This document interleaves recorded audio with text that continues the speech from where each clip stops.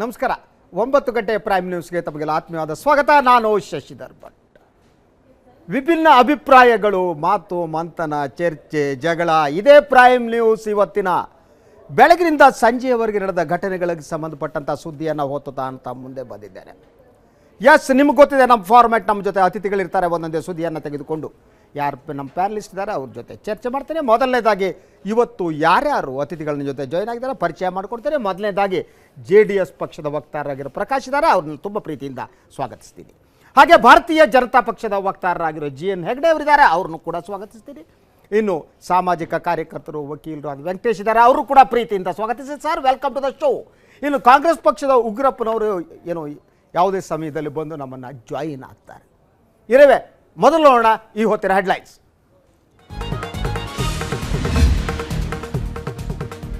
ರಜೆ ಕಳೆಯಲು ಹೋಗಿದ್ದವಳಿಗೆ ಬಲವಂತದ ವಿವಾಹ, ಭಾರತೀಯ ಯುವತಿಗೆ ಪಾಕಿಸ್ತಾನದಲ್ಲಿ ನರಕ ದರ್ಶನ, ತವರಿಗೆ ವಾಪಸ್ಸಾದ ಉಜ್ಮಾ, ಸಚಿವೆ ಸುಷ್ಮಾ ಸ್ವರಾಜ್ ವಿಷಾದ.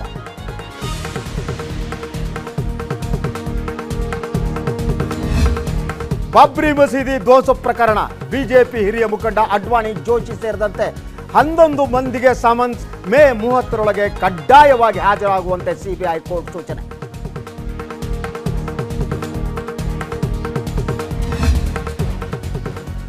ನಾಲ್ಕನೇ ದಿನ 6 ಜಿಲ್ಲೆಗಳ ನಾಯಕರೊಂದಿಗೆ ಸಮಾಲೋಚನೆ, JDS ಬಂಡಾಯ ಶಾಸಕರಿಗೆ ಟಿಕೆಟ್ ವಿಚಾರವೂ ಚರ್ಚೆ, ಅಧ್ಯಕ್ಷರ ಆಯ್ಕೆ ವಿಚಾರ 2 ದಿನಗಳಂತ ಹೊರಬೀಳುತ್ತಂತೆ ತೀರ್ಮಾನ.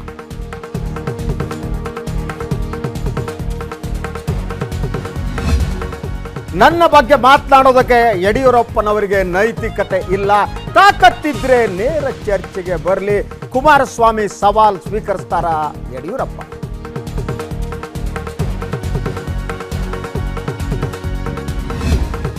ಮ್ಯಾಂಚೆಸ್ಟರ್ ದಾಳಿಗೆ ಲಿಬಿಯಾದಲ್ಲಿ ಸ್ಕೆಚ್ಚು, ಇನ್ನೂ ಹಲವೆಡೆ ಸ್ಫೋಟಕ್ಕೆ ಹೂಡಿದ್ರಂತೆ ಸಂಚು, ದಾಳಿಕೋರ ಸಲ್ಮಾನ್ ಸಹೋದರ ಬಾಯ್ಬಿಟ್ಟ.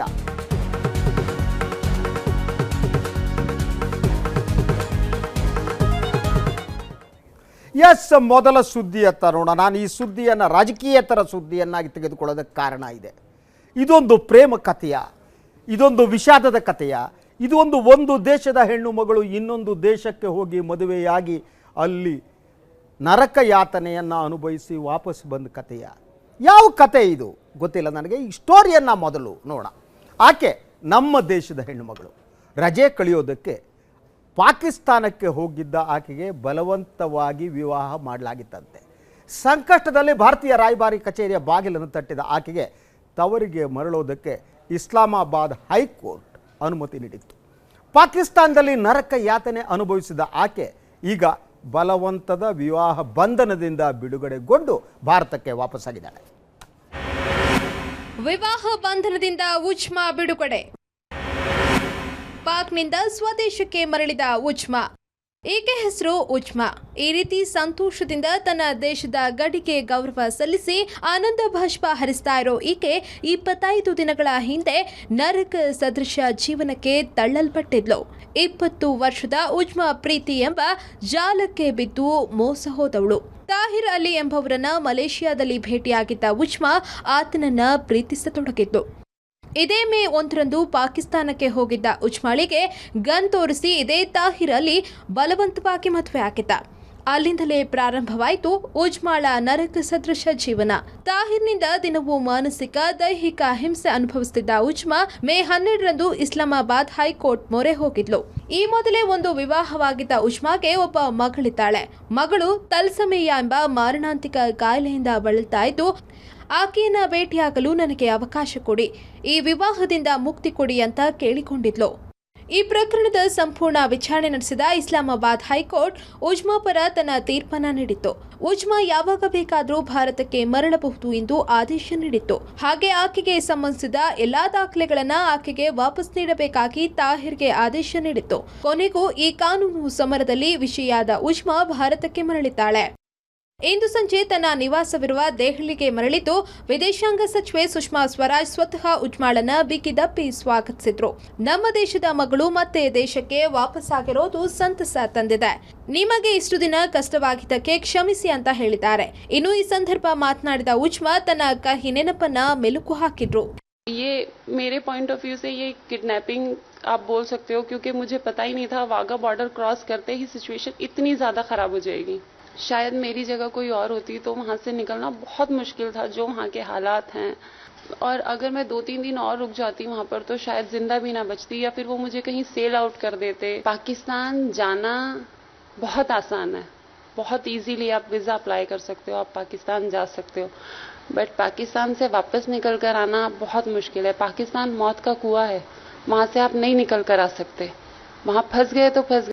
ಇನ್ನೊಂದೆಡೆ ಈ ಎಲ್ಲ ಸಂಕೋಲೆಗಳಿಂದ ಪಾರಾಗಿ ಬಂದಿರೋ ಉಜ್ಮಾ ಭಾರತಕ್ಕೆ ಮರಳಿರೋದು ನನಗೆ ಸಂತಸ ನೀಡಿದೆ ಎಂದಿದ್ದಾಳೆ. ನಾನು ಇಂದು ಸುಷ್ಮಾ ಅವರ ನೆರವಿನಿಂದ ಭಾರತಕ್ಕೆ ಬಂದಿದ್ದೇನೆ, ನಾನು ಅವರಿಗೆ ಆಭಾರಿಯಾಗಿದ್ದೇನೆ ಅಂತ ಹೇಳಿದ್ದಾಳೆ. ಜ್ಯೋತಿ ದಫೇದಾರ್, ನ್ಯಾಷನಲ್ ಡೆಸ್ಕ್, ಸುದ್ದಿ ಟಿವಿ. ಎಸ್, ಏನು ಈ ಹೆಣ್ಣು ಮಗಳಿದ್ದಾಳೆ, ಭಾರತೀಯ ಹೆಣ್ಣು ಮಗಳು ವಾಪಸ್ ಬಂದಿದ್ದಾಳೆ. ವಿದೇಶಾಂಗ ಸಚಿವೆ ಸುಷ್ಮಾ ಸ್ವರಾಜ್ ಎಸ್ ಪ್ರಯತ್ನ ಮಾಡಿದ್ದಾರೆ. ಭಾಳ ಸಂದರ್ಭದಲ್ಲಿ ನಮಗೆ ಅನಿಸುತ್ತೆ ಮೋದಿಗಿಂತ ಸುಷ್ಮಾ ಪ್ರಧಾನಿಯಾಗಿದ್ದರೆ ಚೆನ್ನಾಗಿತ್ತೇನೋ ಅಂತ, what ever it be the thing ಬಂದಿದ್ದಾರೆ. ಆದರೆ ಇಡೀ ಈ ಕಥೆಯಲ್ಲಿ ಎಲ್ಲೆಲ್ಲೋ ಲಿಂಕ್ಸ್ಗಳು ಮಿಸ್ ಆಗುತ್ತೆ ವೆಂಕಟೇಶ್. ನೀವು ವಕೀಲರು ಅಂತ ಕೇಳಿ, ಮೊದಲನೇದಾಗಿ ಅವಳು 20 ವರ್ಷದ ಹೆಣ್ಮಗಳು, ಇಲ್ಲಿ ಮದುವೆ ಆಗಿದೆ, ಫೈನ್. ಎಲ್ಲೋ ಮಲೇಷಿಯಾದಲ್ಲಿ ಆ ಟ್ಯಾಕ್ಸಿ ಡ್ರೈವರ್ ಸಿಗ್ತಾರಂತೆ, ಲವ್ ಏನೋ ಆಗುತ್ತೆ, ಮತ್ತು ವಾಪಸ್ ಇಂಡಿಯಾಕ್ಕೆ ಬರ್ತಾಳೆ, ವಾಘಾ ಬಾರ್ಡರ್ ಜೊತೆ ಹೋಗ್ತಾಳೆ. ಮೇ 1ನೇ ತಾರೀಕು 2ನೇ ತಾರೀಕು ಮದುವೆ ಆಗುತ್ತೆ. 2 ದಿವಸ ವಾಪಸ್ ಬಂದ್ಬಿಟ್ಟು ರಾಯಭಾರಿ ಕಚೇರಿ ಬಂದ್ಬಿಡ್ತಾಳೆ. ಎಸ್, ನನಗಿಲ್ಲಿ ಬದುಕೋಕ್ಕಾಗಲ್ಲ, ನನ್ನನ್ನು ಭಾರತಕ್ಕೆ ಕಳಿಸ್ಕೊಡಿ ಅಂತ ಕೇಳ್ತಾಳೆ. ಸೊ ಈ ನಡುವೆ ದೆಹಲಿಗೆ ಫೋನ್ ಮಾಡ್ತಾಳೆ. ಈ ಕತೆ ಇನ್ನೊಂದು ಮುಖ ಇದೆ, ಅದು ಡಾನ್ ಪತ್ರಿಕೆಯಲ್ಲಿ ಬಂದಿದೆ, ಅವ್ನು ಹೇಳೋದು. ಬಟ್ ಒಟ್ಟಾರೆ ನೋಡಿದರೆ ನಾವು ಎಮೋಷನಲ್ ಆಗಿ ವಿಲ್ ಔಟ್ ರಿಯಾಕ್ಟ್, ಬಿಕಾಸ್ ನಮ್ಮ ದೇಶದ ಹೆಣ್ಮಗಳು ವಾಪಸ್ ಬಂದ ಭಾಳ ಖುಷಿ. ಸುಷ್ಮಾ ಸ್ವರಾಜ್ ಪ್ರಯತ್ನ ಮಾಡೋದು ಸಿಕ್ಕಾಪಟ್ಟೆ ಸಂತೋಷ ನಮಗೆ, ವಾಪಸ್ ಬಂದ. ಬಟ್ ಆಸ್ ಎ ಲಾಯರ್ ನಿಮಗೆ ನೋಡ್ರಿ ಏನು ಎಲ್ಲೋ ಮಿಸ್ಸಿಂಗ್ ಲಿಂಕ್ಸ್ ಇದೆ ಅಂತ ಅನ್ಸಲ್ವಾ? ಸರ್ಟನ್ಲಿ ನಮ್ಮಲ್ಲಿ ಇಂಥ ಪ್ರಕರಣಗಳು, ಇದು ಒಂದು ಉಜ್ಮಾ ಪ್ರಕರಣ ಅಲ್ಲ. ನಾನು ಕಳೆದ ಒಂದು 25 ವರ್ಷದಲ್ಲಿ ಬೆಂಗಳೂರಲ್ಲಿ ಇಂಥ ಒಂದು ಕನಿಷ್ಠ ಅಂತಂದರೆ ಒಂದು 30-40 ಪ್ರಕರಣಗಳು ನಾನು ನೋಡಿದೆ. ಒಬ್ಬ ಬ್ರಿಟಿಷ್ ಹೆಣ್ಮಗಳು ಇಲ್ಲೊಬ್ಬ ವಾಣಿಯಂಬಾಡಿ ಒಬ್ಬ ಡ್ರೈವರನ್ನು ಮದುವೆ ಮಾಡ್ಕೊಳ್ಳುವಂಥದ್ದು. ಡ್ರೈವರ್ಗೆ ಯಾಕೆ ಕಚ್ಕೋತಾರೆ ಅಂತ, ಇದು ಡ್ರೈವರ್ ಅವನಲ್ಲಿ. ಇದು ಒಂದು ಪ್ರಕರಣ ಅಲ್ಲ. ಇದೇನಾಗತ್ತೆ ಅಂದರೆ ಎಲ್ಲೋ ಒಂದು ಕಡೆಗೆ ನಿಮಗೆ ಸಪೋರ್ಟ್ ಸಿಸ್ಟಮ್ ಇದ್ದಾಗ ನಿಮಗೆ ಸಿಕ್ಕತ್ತೆ. ಇದ್ಯಾಕೆ ಕೇವಲ 1-2 ತಿಂಗಳ ಹಿಂದೆ ನಾನೊಂದು ಹೈಕೋರ್ಟಲ್ಲಿ ಹೆಬಿಯಸ್ ಕಾರ್ಪಸ್ ಪೆಟಿಷನ್ ಹಾಕಿದ್ದೆ. ಬೆಂಗಳೂರಿನ ಒಬ್ಬ ಮನೆ ಕೆಲಸದ ಹೆಣ್ಮಗಳು, ಮಗಳು ಮದುವೆ ಮಾಡ್ತಾಳೆ, ಗಂಡ ಹೆಂಡತಿತ್ತು, ಅವನು ಮೇಸ್ತ್ರಿ, ಅವನು ಮಗಳು ಮದುವೆ ಮಾಡ್ತಾರೆ. ಸಾಲ ಇರ್ತದೆ, ಅವ್ನು 4 ಲಕ್ಷ, ತುಂಬ ಭಯ ಅವ್ರು ಸಾಲ ತೀರಿಸ್ಬೇಕು ಅಂಥೇಳಿ. ಸೊ ಕೆಲಸ 3 ಮನೇಲಿ ಕೆಲಸ ಮಾಡ್ತೀನಿ, ಜಾಸ್ತಿ ಆಗುತ್ತೆ, ಇಡೀ ದಿವಸ ಕೆಲಸ ಮಾಡ್ತೀನಿ, ಬೇಗ ಜಾಸ್ತಿ ಸಂಪಾದನೆ ಮಾಡಿ ಸಾಲ ತೀರಿಸ್ತೀನಿ ಅಂತ ತೀರ್ಮಾನ ಮಾಡ್ತಾಳೆ. ಯಾರೋ ಹೆಣ್ಮಗಳು ಹೇಳ್ತಾರೆ, ನಿಂಗೆ ದುಬೈನಲ್ಲಿ ಒಳ್ಳೆ ಕೆಲಸ ಕೊಡಿಸ್ತೀನಿ, ತಿಂಗಳಿಗೆ 30,000 ರೂಪಾಯಿ ಸಂಬಳ ಬರುತ್ತೆ ಅಂತ ಹೇಳ್ತಾರೆ. Then she is traffic to Saudi Arabia. ನಾನು ಅದಕ್ಕೆ ಸಂಬಂಧಪಟ್ಟಂತೆ ಇದೇ ಸರ್ಕಾರಕ್ಕೆ ಇವತ್ತು ಸುಷ್ಮಾ ಅವ್ರು ಮಾತಾಡ್ತಾರೆ. ನಾವು ಒಂದು 10 ಫ್ಯಾಕ್ಸ್ ಮೆಸೇಜ್ ಕಳಿಸಿದ್ವಿ, ಡಿಟೇಲ್ಸ್ ಕೊಟ್ಟಿದ್ವಿ, ಪೆಟಿಷನ್ಸ್ ಕಳಿಸಿದ್ವಿ, ಇಂಡಿಯನ್ ಎಂಬಸಿಗೆ ನೋಟಿಸ್ ಕಳಿಸಿದ್ವಿ, ಹೈಕೋರ್ಟಲ್ಲಿ ಹೆಬಿಯಸ್ ಕಾರ್ಪಸ್ ಪೆಟಿಷನ್ ಹಾಕಿದ್ವಿ. ಯಾವುದೇ ರೆಸ್ಪಾನ್ಸ್ ಈ ಸರ್ಕಾರದಿಂದ ಬರಲಿಲ್ಲ. ಸುಷ್ಮಾ ಅವ್ರು ಬರಲಿಲ್ಲ. ಯಾಕೆಂದ್ರೆ ಅವಳು ಮನೆ ಗೆಲ್ಸಿದೆ ಹೆಣ್ಣು ಮಕ್ಕಳು.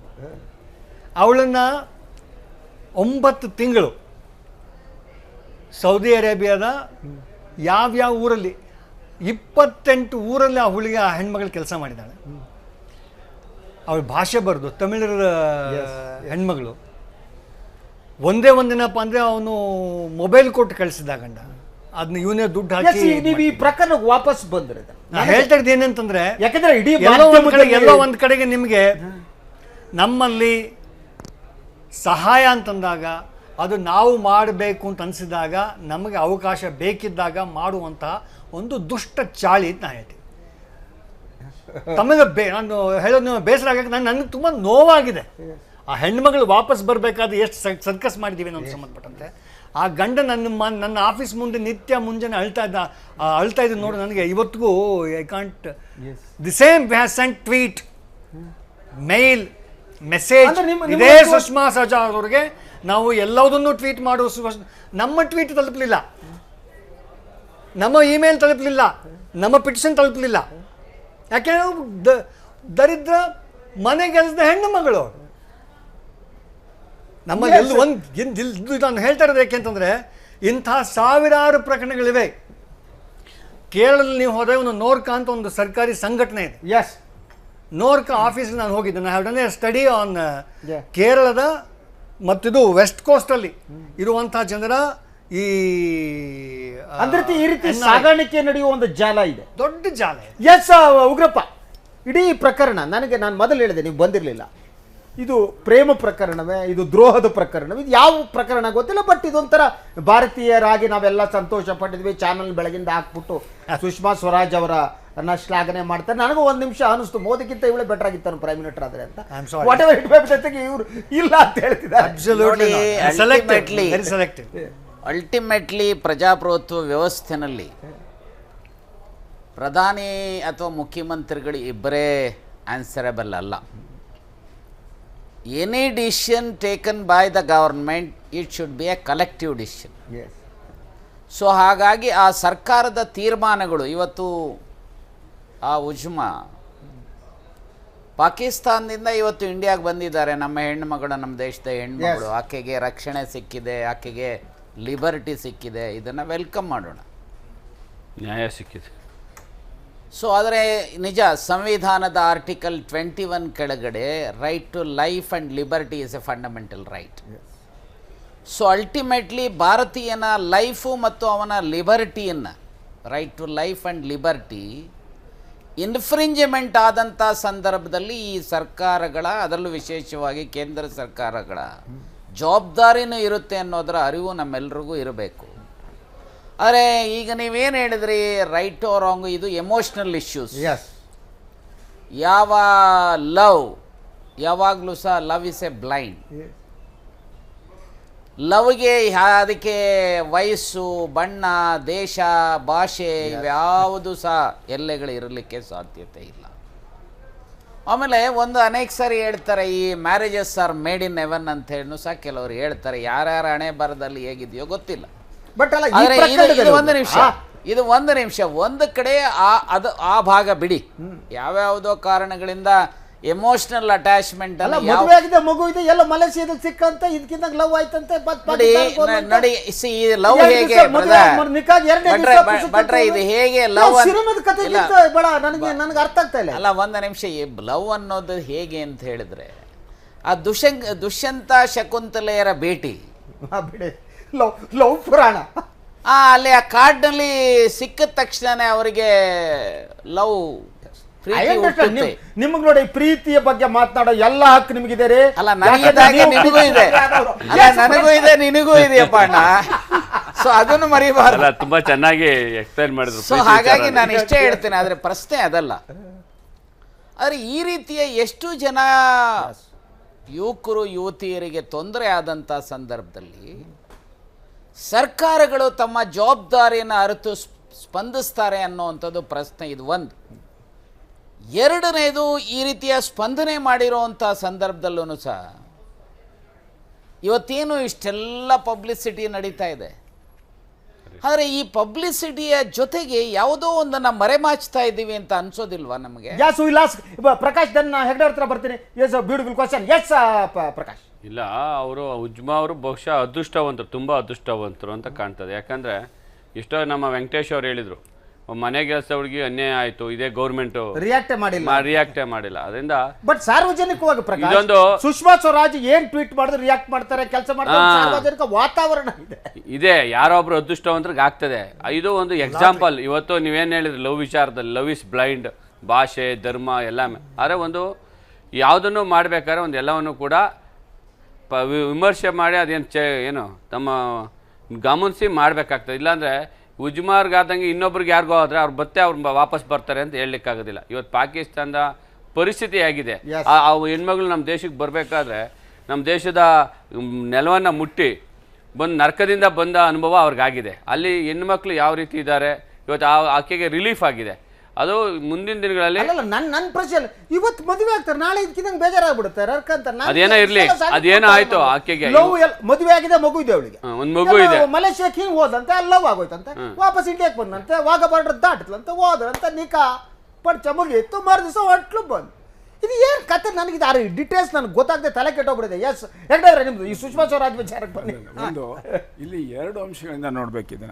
ಒಂದು ಪ್ರೇಮ ಪ್ರಕರಣ, ಅದು ವೈಯಕ್ತಿಕ ವಿಚಾರ. ಪ್ರೇಮ ಪ್ರಕರಣದಲ್ಲಿ ಪುರಾಣಗಳಿಂದ ಹಿಡಿದು ಇಲ್ಲಿವರೆಗೆ ಬೇಕಾದಷ್ಟು ರೀತಿಯಲ್ಲಿ ಕಥೆಗಳಿವೆ, ಅನೇಕ ರೀತಿಯಲ್ಲಿ ನಡ್ಕೊಂಡು ಹೋಗ್ತವೆ. ಅದನ್ನು ಬಹುಶಃ ನಾವಿಲ್ಲಿ ಚರ್ಚೆ ಮಾಡೋಕ್ಕಾಗೋದಿಲ್ಲ. ಇಲ್ಲಿ ಒಬ್ಬ ಭಾರತೀಯ ಮಹಿಳೆ, ಭಾರತೀಯ ನಾಗರಿಕರು ಒಂದು ವಿದೇಶದಲ್ಲಿ ಸಂಕಷ್ಟದಲ್ಲಿ ಸಿಕ್ಕಾಗ ಅವರು ಮೊರೆ ಹೋದಾಗ ಸರ್ಕಾರ ಏನು ಮಾಡಬೇಕಾಗಿತ್ತು? ಅದಕ್ಕೆ ವೆಂಕಟೇಶ್ ಉದಾಹರಣೆ ಅಲ್ಲ ಕೊಟ್ರು. ಅಲ್ಲ ಅದಲ್ಲ ಸಾವಿರ ಉದಾಹರಣೆ ಇದೆ.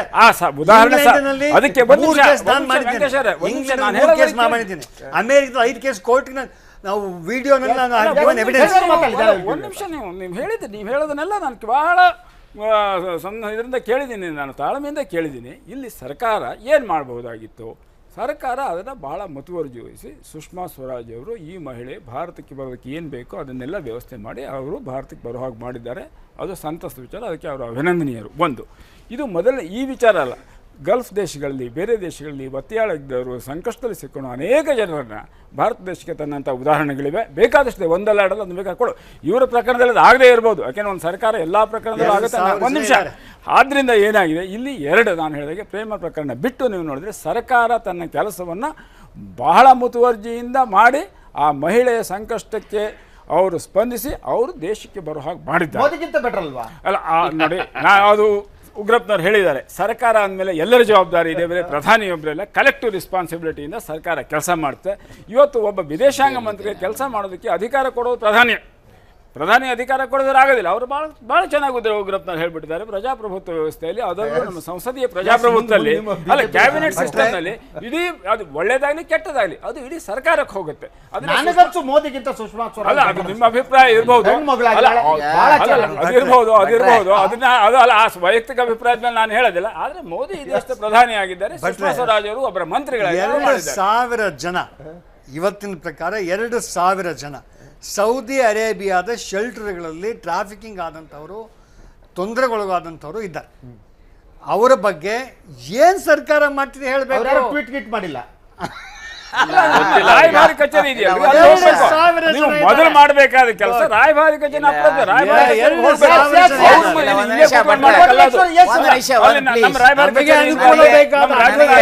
ಅವ್ರು ಮಾಡ್ಬೇಕಾದ್ರೆ ನೀವು ಅಲ್ಲಿ ಹೋಗ್ಬೇಕಲ್ಲ, ಇಲ್ಲಿ ಕೂತ್ಕೊಂಡು ಹೇಳಿದ್ರೆ ಆಗೋದಿಲ್ಲದು. ರಾಯಭಾರಿ ಕಚೇರಿ ಮೂಲಕ ಮಾಡ್ಬೇಕು.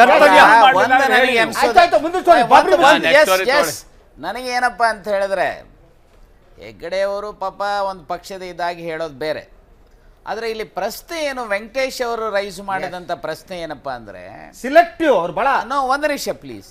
Under article 226 of constitution of India ಕೆಳಗಡೆ ರಿಟ್ ಹಾಕಿ, ರಿಟ್ ಆಫ್ ಹೇಬಿಯಸ್ ಕಾರ್ಪಸ್ ಕೇಳಿದಂಥ ಸಂದರ್ಭದಲ್ಲೂ ಸರ್ಕಾರ ಸ್ಪಂದಿಸಲಿಲ್ಲ ಅನ್ನುವಂಥದ್ದು ಭಾಳ ಮಹತ್ತರವಾದಂಥ ವಿಚಾರ. ಸೊ ಯಾಕಂದರೆ ರಿಟ್ ಹಾಕಿ ಮ್ಯಾಂಡಮಸ್ ಕೇಳಿದ, ಸಾರಿ ಹೇಬಿಯಸ್ ಕಾರ್ಪಸ್ ಹಾಕಿದಾಗ, ಸೊ ಆ ಸಮಯದಲ್ಲಿ ಸ್ಪಂದಿಸಲಿಲ್ಲ ಅಂತ ಹೇಳಿದ್ರೆ ಬಿಡಿ, ಇವರು ಪತ್ರ ಬರೆದು ಟ್ವೀಟ್ ಮಾಡಿದ್ರು, ಇನ್ನೊಂದು ಮಾಡಿದ್ರು, ಅದಿರಲಿ.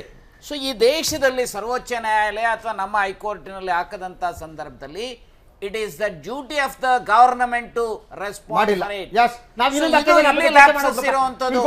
ಇದರ ಬಗ್ಗೆ ಈ ಲ್ಯಾಪ್ಸಸ್ ಅನ್ನ ನೋಡ್ತಾ ಹೋದ್ರೆ ಅವ್ರು ಹೇಳಿದಾಗೆ ಇವತ್ತೇನು ಒಂದು ಆಡ್ ಮಾಡಿ lady had let me give the example. ಆ ಹೆಣ್ಣು ಮಗಳು ನನಗೆ ಹೇಳಿದ್ದು, ಕೊನೆಗೆ ಅಲ್ಲಿಂದ ಬರಬೇಕಾದ್ರೆ ಅಲ್ಲಿ ರಾಯಭಾರಿ ಕಚೇರಿಯಲ್ಲಿ ಆಕೆ ಇದ್ದಂಥ ಸ್ವಲ್ಪ ಚಿನ್ನವನ್ನು ಕೊಟ್ಟು ಪಾಸ್ಪೋರ್ಟ್ ತೆಗೆದುಕೊಂಡ್ರು. ಯಸ್, ಇದು ದುರಂತ ಕಂಡ್ರಿ. ಏನಿವೆ ಹೆಣ್ಮಗಳು ಅಲ್ಟಿಮೇಟ್ಲಿ ಅಲ್ಲಿಯ ರಾಯಭಾರಿಗಳು ಏನು ಮಾಡ್ತಾರೆ ಅನ್ನೋದು ಪ್ರಶ್ನೆನೂ ಸಹ. ಅಂದ್ರೆ ಅದ್ರ ರಾಯಭಾರಿ ಕೂಡ ನಕ್ಷತ್ರ ಮಾಡಬೇಕು. ಡ್ಯೂಟಿ ಟು ಈ ಆಪಾದನೆಗಳನ್ನ ಮಾಡಬಾರ್ದು. ಸುಮ್ಮನೆ ರಾಯಭಾರಿ ಕಚೇರಿ ಹಾಗಿದ್ರೆ ನೀವು ಸೂಕ್ತ ಕಾನೂನು ಕ್ರಮ ತೆಗೆದುಕೊಳ್ಳೋದಲ್ಲ. ಇದನ್ನೆಲ್ಲ ಆಪಾದನೆ ಮಾಡ್ತೀರಿ ನೀವು. ಪ್ರಕರಣಕ್ಕೆ ಸಂಬಂಧಿಸಿದ ಬಿಜೆಪಿ ಹಿರಿಯ ನಾಯಕರಾದ LK ಅಡ್ವಾಣಿ, ಮುರಳಿ ಮನೋಹರ್ ಜೋಶಿ ಮತ್ತು ಕೇಂದ್ರ ಸಚಿವ ಉಮಾ ಭಾರತಿಗೆ CBI ಕೋರ್ಟ್ ಸಮನ್ಸ್ ನೀಡಿದೆ. ಮೇ 30ರ ಒಳಗೆ ವಿಚಾರಣೆಗೆ ಹಾಜರಾಗುವಂತೆ ಕೋರ್ಟ್ ಸೂಚನೆ ಕೊಡ್ತು. ಮುಂದಿನ ವಾರದ ವಿಚಾರಣೆ ವೇಳೆ ಆರೋಪಿಗಳು ಕಡ್ಡಾಯವಾಗಿ ಹಾಜರಾಗಿರಬೇಕು, ಯಾವುದೇ ರೀತಿಯ ವಿನಾಯಿತಿ ಕೇಳುವಂತಿಲ್ಲ ಅಂತ ಕೋರ್ಟ್ ಖಡಕ್ ಆದೇಶ ನೀಡಿದೆ. ಬಾಬ್ರಿ ಮಸೀದಿ ಧ್ವಂಸ ಪ್ರಕರಣದಲ್ಲಿ ಬಿಜೆಪಿ ನಾಯಕರಿಗೆ ಸಮನ್ಸ್. ಮೇ 30ರ ಒಳಗೆ ವಿಚಾರಣೆಗೆ ಹಾಜರಾಗುವಂತೆ ಸೂಚಿಸಿದ ಕೋರ್ಟ್. 1992ರ ಡಿಸೆಂಬರ್ 6ರಂದು ಬಾಬ್ರಿ ಮಸೀದಿಯನ್ನ ಕರಸೇವಕರು ಧ್ವಂಸಗೊಳಿಸುವ ಮೂಲಕ ದೇಶದ ಕೋಮು ಸೌಹಾರ್ದತೆಯನ್ನೇ ಹದಗೆಡಿಸಿದ್ರು.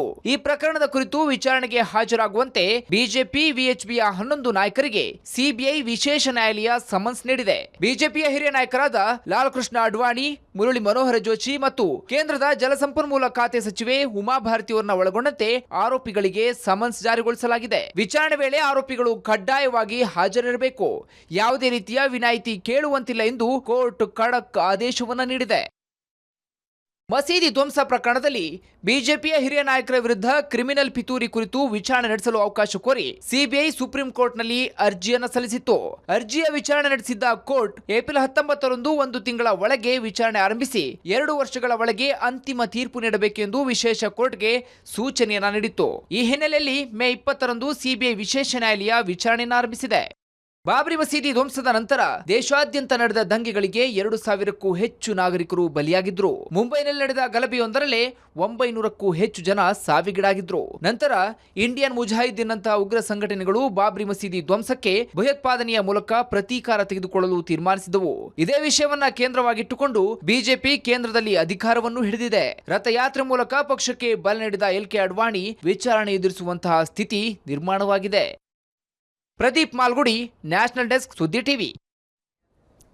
ಎಸ್, ಈ ಪ್ರಕರಣ ಏನಿದೆ, ಈ ಪ್ರಕರಣದಲ್ಲಿ ಏನು ಕ್ರಿಮಿನಲ್ ಕಾನ್ಸ್ಪಿರಸಿ ಆ್ಯಂಗಲ್ ಏನಿದೆ, ಅದರದ್ದೇನು ಸುಪ್ರೀಂ ಕೋರ್ಟ್ ಇತ್ತೀಚೆಗೆ ಏನು ಆದೇಶ ಕೊಡ್ತು, ಅದರಂತೆ ಏನು ತನಿಖೆ ನಡೀತಾ ಇದೆ. ಬಿಡಿ, ಮುರಳಿ ಮನೋಹರ್ ಜೋಶಿ ಮತ್ತು ಅಡ್ವಾಣಿ ವಯಸ್ಸಾಗಿದೆ, ಪಾಪ ಅವರು ಮಾರ್ಗದರ್ಶಕ್ ಮಂಡಳದಲ್ಲಿ ಇದ್ಬಿಟ್ಟು ಏನು ಕೆಲಸ ಇಲ್ಲದೆ ನೊಣ ಹೊಡಿತಾ ಕೂತಿದ್ದಾರೆ. ಪ್ರಶ್ನೆ ಇರೋದು ಉಮಾ ಭಾರತಿದು.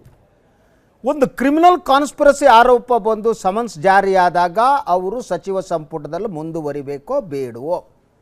ಮುಂದುವರಿಯೋದ ನೈತಿಕತೆನೋ, ನೈತಿಕ ರಾಜಕಾರಣ ಮಾಡುವವರು ರಾಜೀನಾಮೆ ಕೊಡಬೇಕು, ಅಥವಾ ನೈತಿಕ ರಾಜಕಾರಣವನ್ನು ಯಾರು ಪ್ರತಿಪಾದನೆ ಮಾಡ್ತಾರೆ ಅವ್ರು ರಾಜೀನಾಮೆ ತಗೋಬೇಕು? ಏನಂತವೆ ವೆಂಕಟೇಶ್? ಉಮಾ ಭಾರತಿ ಮೊದಲನೇ ಸಲ ಅಲ್ಲ, ನೀವು ಮಾಡ್ತಿರ್ಬೋದು. ಈದ್ಗಾ ಮೈದಾನ್ ಕೇಸಲ್ಲಿ ಎಸ್, ಸಮನ್ಸ್ 34 ಸಲ ವಾರಂಟ್ ಆಗಿತ್ತು ಮ್ಯಾಜಿಸ್ಟ್ರೇಟ್ ಕೋರ್ಟಿಂದ. ಹುಬ್ಳಿ ಕೋರ್ಟಲ್ಲಿ ವಾರಂಟ್ ಆಗಿತ್ತು. ಅದರಲ್ಲಿ I was appearing for the applicants interpret application ಹಾಕಿದ್ವಿ ನಾವು. ಆ ಕೇಸಲ್ಲಿ ಅವರು ಆಗ ಮುಖ್ಯಮಂತ್ರಿಗಳಾಗಿದ್ದು, ಮಧ್ಯಪ್ರದೇಶದ ಮುಖ್ಯಮಂತ್ರಿಗಳಾಗಿದ್ದು, ರಾಜೀನಾಮೆ ಕೊಟ್ಟು ಅವರು ಬಂದು ಹುಬ್ಳಿ ಕೋರ್ಟ್ಗೆ ಹಾಜರಾಗಿದ್ದರು. ನಂತರ ಕಾಂಗ್ರೆಸ್ ಸರ್ಕಾರ ಅದನ್ನ ಒಂದು ದಿವಸ ಕೇಸ್ನ ವಾಪಸ್ ತಕ್ಕೊಂಡು ಇನ್ನೊಂದು ದಿವಸ ಇಲ್ಲ ಕೇಸ್ ನಡೆಸ್ತೀವಿ ಅಂತ ಹೇಳಿ ಕೋರ್ಟಲ್ಲಿ ದಿನಕ್ಕೊಂದು ಕಾಂಗ್ರೆಸ್ ಸರ್ಕಾರ ಸ್ಟೇಟ್ಮೆಂಟ್ ಕೊಟ್ಟು ಮಾಡಿದ ಕೇಸ್ ಅದು. ಎಲ್ಲರೂ ನಿಮಗೂ ಜ್ಞಾಪಕ ಇರುವಂಥದ್ದು, ನಿತ್ಯ ನೋಡಿದಂಥ ಕೇಸ್ನ. I was there that almost 1 ವಾರ ಅಲ್ಲಿ ಹುಬ್ಳಿಯಲ್ಲಿ ಇದ್ದಂಥದ್ದು. ರಾಜೀನಾಮೆ ಕೊಡಬೇಕಾದಂಥ ಅವಶ್ಯಕತೆ ಇರ್ತದೆ. ಒಂದು ಸಲ ಒಬ್ಬ ವ್ಯಕ್ತಿ, ಇಟ್ಸ್ ಎ ಕಾಗ್ನೈಸಬಲ್ ಅಫೆನ್ಸ್, ಒಂದು ಗುರುತರವಾದಂಥ ಆಪಾದನೆ ಇರಬೇಕಾದ್ರೆ ಕ್ರಿಮಿನಲ್ ಕಾನ್ಸ್ಪಿರಸಿ ಕಾಗ್ನೈಸಬಲ್ ಅಫೆನ್ಸ್. ನಮ್ಮಲ್ಲಿ ಕಾಗ್ನೈಸಬಿಲಿಟಿ ಅಂತೀವಿ ಅಂತಂದರೆ ಯಾವುದೇ ವಾರಂಟ್ ಇಲ್ಲದೆ ಅರೆಸ್ಟ್ ಮಾಡುವಂತಹ ಪ್ರಕರಣ, 3 ವರ್ಷಕ್ಕೂ ಹೆಚ್ಚು ಶಿಕ್ಷೆ ಇರುವಂತಹ ಪ್ರಕರಣಗಳಿಗೆ ಸಂಬಂಧಪಟ್ಟಂತೆ ಇರುವಂಥ ಕಾನೂನು. ಆ ಕಾನೂನನ್ವಯ ಮತ್ತು ಗುರುತರವಾದಂಥ ಆಪಾದನೆ ಇರುವಂತಹ ಕಾರಣದಲ್ಲಿ ಒಬ್ಬ ವ್ಯಕ್ತಿ, ಆ ಆರೋಪ ಹೊತ್ತಿರುವಂಥ ವ್ಯಕ್ತಿ, she should not continue as Ugrappa. She should not. ನೋಡಿ, ಯಾಕಂತಂದ್ರೆ ಕ್ರಿಮಿನಲ್ ಕಾನ್ಸ್ಪಿರಸಿ ಒನ್ ಆಸ್ಪೆಕ್ಟ್ ಹೇಳ್ತೀನಿ ಅಂತಂದ್ರೆ, ದಿ ಕ್ವಶನ್ ಈಸ್ ನಮ್ಮ ಕಾನ್ಸೆಪ್ಟಲ್ಲಿ ದಿ ವೀಲ್ಡಿಂಗ್ ಆಫ್ ದಿ ಇನ್ಫ್ಲೂಯೆನ್ಸ್ ಅನ್ನೋ ಸಂಬಂಧಪಟ್ಟ ಅವ್ರಿಗಿರುವಂತಹ ಒಂದು ಪ್ರಭಾವವನ್ನು ಬೀರಲಿಕ್ಕೆ ಅವಕಾಶ ಇರುವಂಥದ್ದು. ಇನ್ಫ್ಯಾಕ್ಟ್ ಅದ್ರ ಬಗ್ಗೆ ಉಗ್ರಪ್ಪನವ್ರು ತುಂಬ ಚೆನ್ನಾಗಿ ಹೇಳಿಕ್ಕೆ ಸಾಧ್ಯ. ನೋಡಿ, he has seen it from the very close quarters. Criminal conspiracy, not only cognizable offense, it is also a non-bailable offense. ಇದು ಒಂದು. ಎರಡನೇದು, ಗೋಡೆ ಬರಹಗಳಷ್ಟೇ ಸ್ಪಷ್ಟವಾಗಿ ಈ ದೇಶದ ಜನತೆಗೆ ಗೊತ್ತಿತ್ತು. ಡಿಸೆಂಬರ್ 6 ನಡೆಸಿದಂಥ ಏನು ಆ ಬಾಬ್ರಿ ಮಸೀದಿಯ ಡೆಮಾಲಿಷನ್ ಮಾಡಿರತಕ್ಕಂಥದ್ದು, it was a conspiracy by the Bharatiya Janata party and ಸಂಘ ಪರಿವಾರ್. ಇದನ್ನು ಯಾರೋ 11 ಜನಕ್ಕೆ ಸಮನ್ಸ್ ಕೊಡೋದಲ್ಲ. ಇದರ ಈ ಎಂಟೈರ್ ಕ್ರಿಮಿನಲ್ ಕಾನ್ಸ್ಪಿರಸಿ ಹಿಂದೆ ಭಾರತೀಯ ಜನತಾ ಪಾರ್ಟಿ, ಅದಕ್ಕೆ ಮೊದಲು ಜನಸಂಘ. ಯಾಕೆಂದರೆ 1950ರಲ್ಲಿ ಪ್ರಾರಂಭ ಆದಂಥ ಜನಸಂಘ, 1980ರಲ್ಲಿ ಪ್ರಾರಂಭ ಆದಂಥ ಭಾರತೀಯ ಜನತಾ ಪಾರ್ಟಿ, ಪ್ರತಿ ವರ್ಷೀಯ ಚುನಾವಣೆಯ ಅವರ ಎಲೆಕ್ಷನ್ ಮ್ಯಾನಿಫೆಸ್ಟೋಸ್ ತೆಗೆದ್ರೆ ಅವರು 4 ಅವರ ಟ್ರಂಪ್ ಕಾರ್ಡ್ಸ್, ಅದರಲ್ಲಿ ರಾಮ ಜನ್ಮಭೂಮಿ ಇಶ್ಯೂ ಪ್ರಮುಖವಾದಂಥದ್ದು, ಕಾಶ್ಮೀರದ ಸ್ವಾಯತ್ತತೆಯನ್ನು ಆರ್ಟಿಕಲ್ 370 ರಿಪೀಲ್ ಮಾಡತಕ್ಕಂಥದ್ದು, ಕಾಮನ್ ಸಿವಿಲ್ ಕೋಡ್ ಅಂಡ್ ಗೋಹತ್ಯೆ ನಿಷೇಧ. ಸೊ ಇದನ್ನ ಅವರ ಪಾರ್ಟಿಯ ಒಂದು ಸ್ಟ್ಯಾಂಡ್, ಆ ಸ್ಟ್ಯಾಂಡಲ್ಲಿ ಇವತ್ತು ಕೆಲವರಾಗಿದ್ದಾರೆ. ನನಗೆ ಅನ್ನಿಸ್ತಕ್ಕಂಥದ್ದು ಎಂಟೈರ್ ಭಾರತೀಯ ಜನತಾ ಪಾರ್ಟಿಯ ಯಾವ ಪಾರ್ಟಿ ಇದೆ ರೆಕಗ್ನೇಷನ್ ಸಿಕ್ಕಿರ್ತಕ್ಕಂಥದ್ದು, ಆ ಪಾರ್ಟಿಗೆ ಇವತ್ತು ಸಮನ್ಸ್ ಕೊಡಬೇಕಾಗುತ್ತೆ. ಆ ಕ್ರಿಮಿನಲ್ ಕಾನ್ಸ್ಪಿರಸಿನಲ್ಲಿ ಆ ಪಾರ್ಟಿ ಇನ್ವಾಲ್ವ್ ಆಗಿದೆ ಅಂತೇಳಿ ಈ ದೇಶದಲ್ಲಿ ನಿಜಕ್ಕೂ ಸಹ ಏನಾದರೂ ರೆಪ್ರೆಸೆಂಟೇಷನ್ ಆಫ್ ಪೀಪಲ್ಸ್ ಆಕ್ಟ್ ಇರ್ಬೋದು, ಅಥವಾ ಸಿಂಬಲ್ಸ್ ಆಕ್ಟ್ ಇರ್ಬೋದು, ಅಥವಾ ಕಾನ್ಸ್ಟಿಟ್ಯೂಷನ್ಗೆ ಗೌರವ ಇದ್ರೆ ಇಮ್ಮಿಡಿಯೇಟ್ ನೋ ಟೈಮ್ ಒಂದು ಕಡೆ ಆ ಉಮಾಭಾರತಿಯ ರಾಜೀನಾಮೆ ತೆಗೆದುಕೊಳ್ತಕ್ಕಂಥದ್ದು, ಇನ್ನೊಂದು ಕಡೆ ಆ ಪೊಲಿಟಿಕಲ್ ಪಾರ್ಟಿಯ ಸ್ಟ್ಯಾಂಡ್ ಆಗಿರ್ತಕ್ಕಂಥ ಹಿನ್ನೆಲೆಯಲ್ಲಿ ಅದನ್ನ ಡಿರೆಕಗ್ನೈಸ್ ಮಾಡತಕ್ಕಂಥ ಕೆಲಸ ಈ ದೇಶದ ಚುನಾವಣಾ ಆಯೋಗ ಮಾಡಬೇಕಾಗುತ್ತೆ ಅಂತ ಹೇಳಿಕ್ಕೆ ಬಯಸ್ತೇನೆ. ಆವತ್ತಿನ ದಿನಗಳಲ್ಲಿ ಏನು ಮಂಡಲ್ ಕಮಿಷನ್ ವಿರುದ್ಧವಾಗಿ ಏನು ಬಾಬ್ರಿ ಇದು ಏನು ರಥಯಾತ್ರೆ ಮಾಡಿದ್ರು ಅಡ್ವಾಣಿಯವರು, ಉಗ್ರಪ್ಪನವ್ರು ಹೇಳ್ದಾಗೆ ಅದು ಖಂಡಿತವಾಗಲೂ ಅವತ್ತು ನಮ್ಮ ದೇಶವನ್ನು ಅಲ್ಲೋಲ ಕಲ್ಲೋಲ ಮಾಡಿದಂಥ ಪ್ರಕರಣ ಅದು. ಇವತ್ತು ಅದಾಗಿ ಹೆಚ್ಚು ಕಮ್ಮಿ 25 ವರ್ಷ ಆಗಿ ಇನ್ನೇನು ಅಡ್ವಾಣಿಯವ್ರಿಗೆ ಆಲ್ರೆಡಿ 89 ಆಸುಪಾಸಲ್ಲಿದ್ದಾರೆ. ಆ ಪ್ರಕರಣ ಈಗ ಸಮನ್ಸ್ ಜಾರಿ ಮಾಡಿದ್ದಾರೆ, ಚುರುಕಾಗಬೇಕು ತನಿಖೆ. ಇಲ್ಲ, ಈಗ supreme court has directed dum. The question is ನಮ್ಮ ಸಿಸ್ಟಮ್ ಫೈನಲ್ ಅಲ್ಲಿ ನಿಮಗೆ ಕೊಟ್ಬಿಡ್ತೀವಿ ಯಾಕೆಂದ್ರೆ ಬಿಜೆಪಿ ಮೇಲೆ ಏನ್ ಬೇಕು ಅಂತ ಆಪಾದನೆ ಮಾಡಬಾರ್ದು. ನಾವು ಫುಲ್ ಅವಕಾಶ ಕೊಡ್ತೀವಿ sir. I will give opportunity 10 minutes. I will give you. Yes, go ahead. ನೋಡಿ, ಈಗ ಬಿಜೆಪಿ ಒಂದು ನಿಲುವು ಸ್ಪಷ್ಟವಾಗಿತ್ತು, ಅಯೋಧ್ಯೆಯಲ್ಲಿ ರಾಮ ಮಂದಿರ ನಿರ್ಮಾಣ ಆಗಬೇಕು. ಅದು ನಮ್ಮ ಎಲ್ಲ ಪ್ರಣಾಳಿಕೆಗಳಲ್ಲಿ ಇದೆ, ಇವತ್ತು ಇದೆ, ಅದು ಇದ್ದೇ ಇದೆ. ಇವತ್ತು ಈ ಒಂದು ಏನಿದೆಯಲ್ಲ ಬಾಬ್ರಿ ಮಸೀದಿ ಇದೆಯಲ್ಲ, ಅದನ್ನು ಮೊದಲು ಓಪನ್ ಮಾಡಿ ತೆರೆದು ಮಾಡೋಂಥವ್ರೆ ರಾಜೀವ್ ಗಾಂಧಿ ಅವರು ಅಲ್ಲಿ ಪೂಜೆ ಮಾಡೋದಕ್ಕೆ ಅವಕಾಶ ಕೊಟ್ಟರು. ಆವತ್ತಿಂದನೇ ಆ ಸಮಸ್ಯೆ ಪ್ರಾರಂಭ ಆಯಿತು. ಇದಕ್ಕೆ ಇವರೇ ಕಾರಣ. ಅದಾದ್ಮೇಲೆ ಇವರೇನು ಹೇಳ್ತಾರೆ, ಕ್ರಿಮಿನಲ್ ಕಾನ್ಸ್ಪಿರಸಿ ಯಾವಾಗ ಬರುತ್ತೆ, ನೀವು ಎಲ್ಲ ಒಂದಾಗ. ಆವತ್ತು ನರಸಿಂಹರಾವ್ ಅವರು ಈ ದೇಶದ ಪ್ರಧಾನಮಂತ್ರಿಗಳಾಗಿದ್ದರು. ಅವ್ರಿಗೇನು ಬೇಹುಗಾರಿಕೆ ಇಲಾಖೆ ಇರಲಿಲ್ವಾ? ಕಾನ್ಸ್ಪಿರಸಿ ಇದೆ, ಬಾಬ್ರಿ ಮಸೀದನ್ನು ಒಡೆದಾಕ್ತಾರೆ ಅಂತ ಗೊತ್ತಿರಲಿಲ್ವ ಅವರಿಗೆ? ಆದರೂ ಕೂಡ ಯಾಕೆ ಬಿಟ್ಟರು? ಯಾವ ಕಾನ್ಸ್ಪಿರಸಿ ಇವರು ದುರುದ್ದೇಶದಿಂದ ಹೇಳ್ತಾ ಇರೋದು, ಅದಕ್ಕೆ ಜನ ಪಾಠ ಕೊಟ್ಟಿದ್ದಾರೆ. ಇವತ್ತು ಬಿಜೆಪಿಯನ್ನು ಜನ ಉತ್ತರ ಪ್ರದೇಶದಲ್ಲಿ 325 ಒಂದು ನಿಮಿಷ ನಾನು ಹೇಳ್ಬಿಡ್ತೀನಿ. ನಾನು ಈ ವಿಚಾರ ಇವ್ರು ಹೇಳೋ ಅಷ್ಟಲ್ಲ, ಇವರು ಹೇಳೋ ದುರುದ್ದೇಶದಿಂದ. ಯಾಕಂದ್ರೆ ಇವ್ರು ಸೋತ್ ಕೂತಿದ್ದಾರೆ, ಇವ್ರು ನಮ್ಮ ಮೇಲೆ ಹೇಳಬೇಕು, ಹೇಳಿ ಸಂತೋಷ, ಅದ್ರ ಬಗ್ಗೆ ನಂದೇನು ಏನಿಲ್ಲ. ಈಗ ಈ ಬಾಬ್ರಿ ಮಸೀದಿಯಲ್ಲಿ ಆವತ್ತು ಕ್ರಿಮಿನಲ್ ಇವತ್ತು ಲಕ್ಷಾಂತರ ಜನ ಒಂದು ಕಡೆ ಹೋದಾಗ ಒಂದು ಕಟ್ಟಡ ನಾಶ ಆಗಿದೆ, ಅದು ಧ್ವಂಸ ಆಗಬಾರ್ದಾಗಿತ್ತು ಅನ್ನೋದು ನಮ್ಮ ನಿಲುವು. ಅದರಲ್ಲಿ ಯಾವ ಅದು ಅನೇಕ 1 ಲಕ್ಷ ಜನ ಇದ್ದಾಗ ಅವ್ರು ಏನು ಮಾಡ್ತಾರೆ, ಯಾರು ಬಿಡ್ತಾರೆ ಅಂತ ಹೇಳಕ್ ಸಾಧ್ಯ ಇದೆಯಾ? ಆವತ್ತು ಅವ್ರು ಹತ್ತು ಹೊಡೆದ್ರದ್ದು. ಇಲ್ಲಿ ಕಾನ್ಸ್ಪಿರಸಿ ಅನ್ನೋ ಪ್ರಶ್ನೆ ಇದೆಯಲ್ಲ, ದಯವಿಟ್ಟು ಹೇಳಬೇಕು. ಇವ್ರೇನಿದೆ ಅಂದ್ರೆ ಇವರ ದುರುದ್ದೇಶ, ಇವರ ವಿಕೃತ ಮನಸ್ಸು. ಬಾಬ್ರಿ ಮಸೀದಿ ಓಪನ್ ಮಾಡಿದವರು ಇವರು, ಸಮಸ್ಯೆ ಪ್ರಾರಂಭ ಮಾಡಿದವರು ಇವರು. ಇವತ್ತು ನಮ್ಮ ಮೇಲೆ ಕಾನ್ಸ್ಪಿರಸಿ ಅಂತ ಬಿಜೆಪಿ. ಒಂದ್ ನಿಮಿಷ. ಕ್ರಿಮಿನಲ್ ಕಾನ್ಸ್ಪಿರಸಿ ಆಂಗಲ್ ಏನಿದೆ ಅದನ್ನ ಅಡ್ಮಿಟ್ ಮಾಡಿ supreme court they will take A. ನಾವು ಅದ್ರ ಪರವಾಗಿ ವಿರೋಧವಾಗಿಲ್ಲ. ಅಲಹಾಬಾದ್ ಹೈಕೋರ್ಟ್ ಹೋಗಿತ್ತು. ಕ್ರಿಮಿನಲ್ ಕಾನ್ಸ್ಪಿರಸಿ ಇದೆಯೇ ಇಲ್ಲ ಹೇಳೋದು ನಿಮಗೆ ಸುಪ್ರೀಂ ಕೋರ್ಟ್ ಸುಪ್ರೀಂ ಕೋರ್ಟ್ ಏನ್ ಹೇಳಿದೆ, 2 ವರ್ಷಗಳಲ್ಲಿ ನೀವು ಈ ತನಿಖೆಯನ್ನ ಮುಗಿಸಬೇಕು ಅಂತ ಹೇಳಿದೆ. ಅಷ್ಟೇ ಹೊರತಾಗಿ ನೀವು ಚಾರ್ಜ್ ಶೀಟ್ ಹಾಕಿ ಅಂತ ಅವ್ರು ಹೇಳಿಲ್ಲ. ಇನ್ನೇನು ಮಾಡಿ ತನಿಖೆಯನ್ನ ನೀವು ಮುಗಿಸಿ ಅಂತ ಹೇಳಿದ. ಮುಂದೆ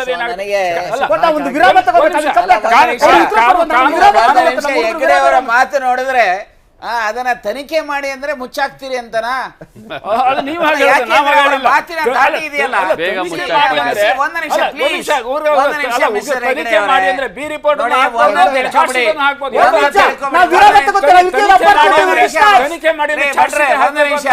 ಅವ್ರು ಯಾಕಂದ್ರೆ ನಮ್ಮ ಮೇಲೆ ಚಾರ್ಜ್ ಮಾಡಿದ್ದಾರೆ.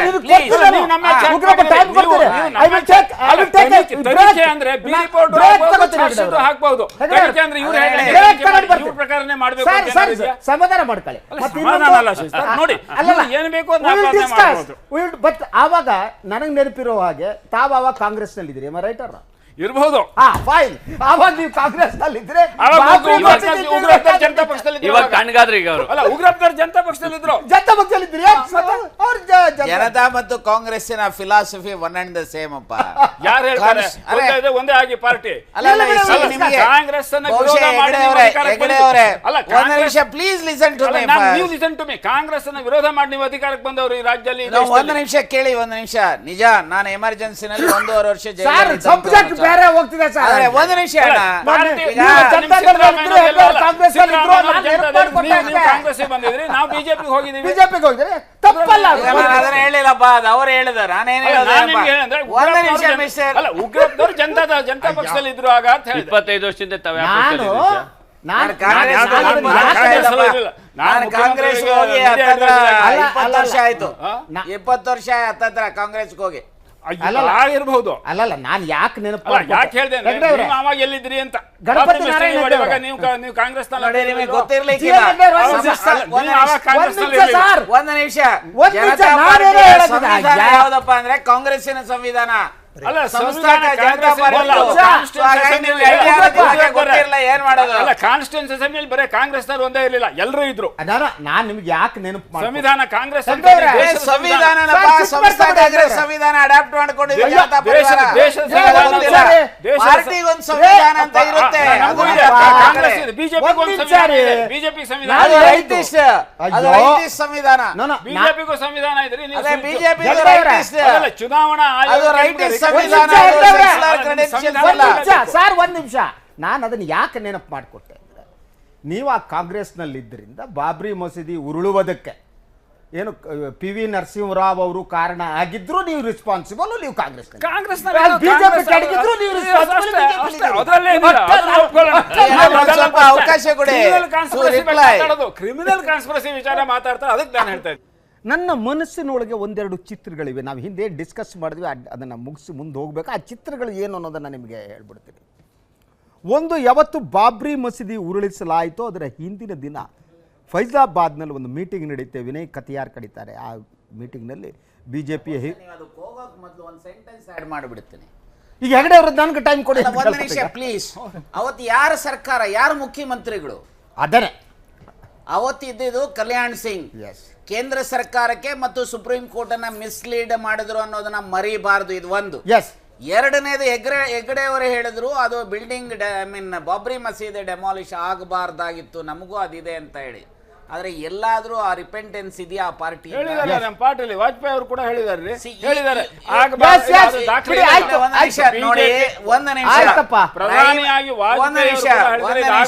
ನಿಮ್ಮ ಪಾರ್ಟಿ ಆಸ್ ಎ ಪಾರ್ಟಿ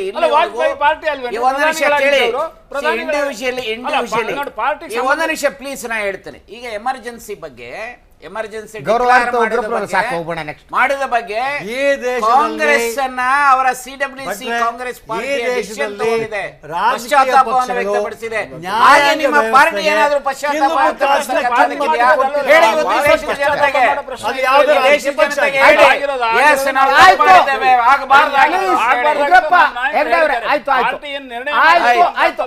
ಮುಂದಿನ ಸುದ್ದಿಗೆ ಹೋಗ್ಬೇಕು. ನಾನು ಒಂದು ಹೇಳ್ತೀನಿ, ಒಂದು ಚಿತ್ರ ನಾನು ಹೇಳ್ತಾ ಇದ್ದೆ. ಅದು ಬಾಬ್ರಿ ಮಸೀದಿ ಉರುಳುತ್ತಿರುವ ಸಂದರ್ಭದಲ್ಲಿ ಏನು ಕುಮಾರಿ ಇರಬೇಕು, ಕುಮಾರಿ ಉಮಾಭಾರತಿಯವರು, ಕುಮಾರಿನ ಶ್ರೀಮಂತ, ನಂಗೆ ಡೌಟ್ಗಳು ಜಾಸ್ತಿ. ಕುಮಾರಿ ಉಮಾಭಾರತಿ ಡಿಫರೆನ್ಸ್ ಅವೆರಡಕ್ಕೂ ಅದು ನಾವು ಡಿಸ್ಕಸ್ ಮಾಡೋಣ. ಕುಮಾರಿ ಉಮಾಭಾರತಿಯವರು ಮುರಳಿ ಮನೋಹರ್ ಜೋಶಿ ಅವರ ಬೆನ್ನ ಮೇಲೆ ಕುತ್ತಿಗೆ ಮೇಲೆ ಕೈ ಇಟ್ಕೊಂಡು ಸಂತೋಷವನ್ನು ವ್ಯಕ್ತಪಡಿಸ್ತಾರೆ. ನನಗೆ ಆ ಕಣ್ಣುಗಳಿರುವ ಕ್ರೌರ್ಯ ಕಾಣುತ್ತೆ. ಒಂದು ಪ್ರಾರ್ಥನಾ ಸ್ಥಳ ಇದೆಯಲ್ಲ, ನೂರಾರು ವರ್ಷಗಳ ಇರುವ ಇತಿಹಾಸವಿರುವ ಒಂದು ಸ್ಥಳವನ್ನು, ಒಂದು ಕಟ್ಟಡವನ್ನು ಉರುಳಿಸುವ ಮನಸ್ಥಿತಿ ಇದೆಯಲ್ಲ, ಅದು ನನಗೆ ಆಘಾತಕಾರಿಯಾಗಿ ಕಾಣೋದು. ಉರುಳುವ ಸಂದರ್ಭದಲ್ಲಿ ಸಂಭ್ರಮಿಸೋದಿದೆಯಲ್ಲ, ಯಾವುದೇ ಒಬ್ಬ ಧಾರ್ಮಿಕ ವ್ಯಕ್ತಿ ಅವನಿಗೊಂದು ಧರ್ಮ ಸಹಿಷ್ಣುತೆ ಅನ್ನೋದು ಇರಬೇಕು. ಅದು ಇಲ್ಲದಿದ್ದರೆ ಅವನು ಯಾವ ಧರ್ಮಕ್ಕೂ ಸಲ್ಲುವವನಲ್ಲ, ಅವನು ಧಾರ್ಮಿಕ ವ್ಯಕ್ತಿ ಅಲ್ಲ. ಆ ಚಿತ್ರ ನೋಡಿದಾಗ ನಾನು ಭಯಗೊಂಡೆ. ಆ ಚಿತ್ರ ಇವತ್ತು ನನ್ನ ಮನಸ್ಸಿನಲ್ಲಿದೆ. ಇದು ಕ್ರಿಮಿನಲ್ ಕಾನ್ಸ್ಪಿರಸಿ ಹೌದೋ ಅಲ್ವೋ ಘನತೆ ವೆತ್ತ ನ್ಯಾಯಾಲಯ ತೀರ್ಮಾನ ತಗೊಳತ್ತೆ ಅಂತ ಹೇಳಿ ಮುಂದಿನ ಸುದ್ದಿ ಅಂತ.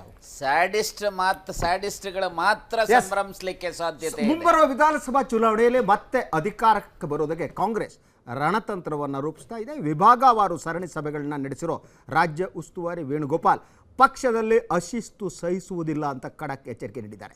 ಕಳೆದ 4 ದಿನಗಳಿಂದ ಕಾಂಗ್ರೆಸ್ ನಾಯಕರ ಜೊತೆ ಸಭೆ ನಡೆಸ್ತಾ ಇರುವ ವೇಣುಗೋಪಾಲ್ ಇವತ್ತು ಸುದ್ದಿಗೋಷ್ಠಿಯಲ್ಲಿ ಇಡೀ ಚರ್ಚೆಯ ವಿವರಗಳನ್ನ ನೀಡಿದರು. ಕೆಪಿಸಿಸಿ ಕಚೇರಿಯಲ್ಲಿ ಇಂದು ವೇಣುಗೋಪಾಲ್ ನೇತೃತ್ವದ ತಂಡ 4ನೇ ದಿನ ಸರಣಿ ಸಭೆ ನಡೆಸಿತು. ಬೆಂಗಳೂರು ನಗರ ವಿಭಾಗವಾರು ಸಭೆಯಲ್ಲಿ ಬೆಂಗಳೂರು ನಗರ, ತುಮಕೂರು, ದಾವಣಗೆರೆ, ಚಿತ್ರದುರ್ಗ, ಶಿವಮೊಗ್ಗ, ಕೋಲಾರ, ಚಿಕ್ಕಬಳ್ಳಾಪುರ ಜಿಲ್ಲಾ ಕಾಂಗ್ರೆಸ್ ಸಮಿತಿಯ ಮುಖಂಡರು ಭಾಗವಹಿಸಿದರು. ಕಳೆದ 3 ದಿನಗಳಂತೆಯೇ ಬೆಂಗಳೂರು ವಿಭಾಗವಾರು ಸಮಸ್ಯೆಗಳು ಮತ್ತು ಪಕ್ಷದ ಸ್ಥಿತಿಗತಿಗಳ ಬಗ್ಗೆ ಚರ್ಚೆ ನಡೆಸಲಾಯಿತು. ರಾಮನಗರ ಜಿಲ್ಲೆಯಲ್ಲಿ ಕೆಲವು ಅಸಮಾಧಾನಗಳು ಕೇಳಿ ಬಂದವು. ಜೆಡಿಎಸ್ನ ರೆಬಲ್ ಶಾಸಕರು ಕಾಂಗ್ರೆಸ್ ಸೇರ್ಪಡೆ ವಿಚಾರ, ಸಾಧಕ ಬಾಧಕಗಳ ಕುರಿತು ಸುದೀರ್ಘ ಚರ್ಚೆ ನಡೆಸಲಾಯಿತು. ಇವೆಲ್ಲವನ್ನ ಆಲಿಸಿದ ವೇಣುಗೋಪಾಲ್ ಟಿಕೆಟ್ ವಿಚಾರವನ್ನ ಹೈಕಮಾಂಡ್ ಅಂಗಳದಲ್ಲಿ ಅಂತಿಮಗೊಳಿಸುವ ಬಗ್ಗೆ ಸೂಚನೆ ಕೊಟ್ಟರು. ಸಭೆಗೆ ಸಿಪಿ ಯೋಗೀಶ್ವರ್ ಮತ್ತು ಮುಖಂಡ ಎ ಮಂಜು ಗೈರು ಕುರಿತು ಸಚಿವ ಡಿಕೆ ಶಿವಕುಮಾರ್ ಸ್ಪಷ್ಟನೆಯನ್ನ ನೀಡಿದರು. ಅಸಮಾಧಾನ ವಿಚಾರವನ್ನ ತಳ್ಳಿ ಹಾಕಿದ ಶಿವಕುಮಾರ್ ಒಗ್ಗಟ್ಟಾಗಿ ಚುನಾವಣೆ ಎದುರಿಸುವುದಾಗಿ ಹೇಳಿದರು. ಅವೆಲ್ಲ ಸುಳ್ಳು. ಸಿಪಿ ಯೋಗೇಶ್ ಅವರೇ ನಮ್ಮ ಲೀಡ್ರು, ಮಂಜು ಕೂಡ ನಮ್ಮ ಪಕ್ಷದ ಪ್ರಮುಖ ಲೀಡ್ರು. ಎಲ್ಲೂ ಭಿನ್ನಾಭಿಪ್ರಾಯ ಇಲ್ಲ. ಒಗ್ಗಟ್ಟಿನಿಂದ ಇಡೀ ಜಿಲ್ಲೆಯಲ್ಲಿ ನಾವು ಕೆಲಸ ಮಾಡ್ತೇವೆ. ಹಿಂದೆನೂ ಮಾಡಿ ತೋರಿಸಿದ್ದೇವೆ, ಮುಂದಕ್ಕೂ ನಾವು ಮಾಡಿ ತೋರಿಸ್ತೇವೆ. ಯೋಗೇಶ್ ಅವರು ಕಾರಣದಿಂದ ತನ್ನ ಸ್ವಂತ ಕೆಲವು ಕೆಲಸದಿಂದ ಬರೋಕ್ಕಾಗಿರಲಿಲ್ಲ. ಅವ್ರಿಗೆ ತಿಳಿಸಿತ್ತು, ನಾನು ಟ್ರೈ ಮಾಡಿದೆ, ಸಿಕ್ಕಲಿಲ್ಲ. ಅರ್ಥ ಆಯ್ತಾ? ಯಾವ ಸಮಸ್ಯೆನೂ ಇಲ್ಲ. ಚುನಾವಣೆ ಬಂದಾಗ ನಿಮಗೆಲ್ಲ ವಿಚಾರಗಳು ಗೊತ್ತಾಗ್ತದೆ. ಇದೇ ವೇಳೆ ಜಂಟಿ ಸುದ್ದಿಗೋಷ್ಠಿಯನ್ನು ಉದ್ದೇಶಿಸಿ ಮಾತನಾಡಿದ ವೇಣುಗೋಪಾಲ್, 4 ದಿನಗಳ ಸಭೆ ಬಳಿಕ ಪಕ್ಷದಲ್ಲಿ ಇನ್ನಷ್ಟು ಶಿಸ್ತು ಹೆಚ್ಚಿದೆ. ಯಾರು ಕೂಡ ಯಾವ ನಾಯಕರ ವಿರುದ್ಧವಾಗಲಿ ಅಥವಾ ಪಕ್ಷದ ವಿರುದ್ಧವಾಗಲಿ ಬಹಿರಂಗ ಹೇಳಿಕೆಯನ್ನ ನೀಡಬಾರದು. ಶಿಸ್ತನ್ನ ಯಾವುದೇ ಕಾರಣಕ್ಕೂ ಮೀರುವಂತಿಲ್ಲ ಎಂದು ಖಡಕ್ ಎಚ್ಚರಿಕೆ ನೀಡಿದರು. ಸಿಎಂ ಸಿದ್ದರಾಮಯ್ಯ ಆಡಳಿತ ವೈಖರಿ, ಜನಪರ ಯೋಜನೆಗಳನ್ನು ಶ್ಲಾಘಿಸಿದ ವೇಣುಗೋಪಾಲ್, ಪ್ರಜಾಪ್ರಭುತ್ವ ವ್ಯವಸ್ಥೆಯಲ್ಲಿ ಜನರ ನಿರ್ಣಾಯಕರಾಗಿದ್ದು ರಾಜ್ಯದ ಜನರು ನಮ್ಮ ಪರವಾಗಿದ್ದಾರೆ ಅಂತ ವಿಶ್ವಾಸ ವ್ಯಕ್ತಪಡಿಸಿದರು. ಇನ್ನೆರಡು ದಿನಗಳಲ್ಲಿ ಕೆಪಿಸಿಸಿ ಅಧ್ಯಕ್ಷ ಸ್ಥಾನ ಬದಲಾವಣೆ ವಿಚಾರವಾಗಿ ಮಹತ್ವದ ತೀರ್ಮಾನ ಹೊರಬೀಳುತ್ತೆ ಅಂತ ತಿಳಿಸಿದ್ದಾರೆ.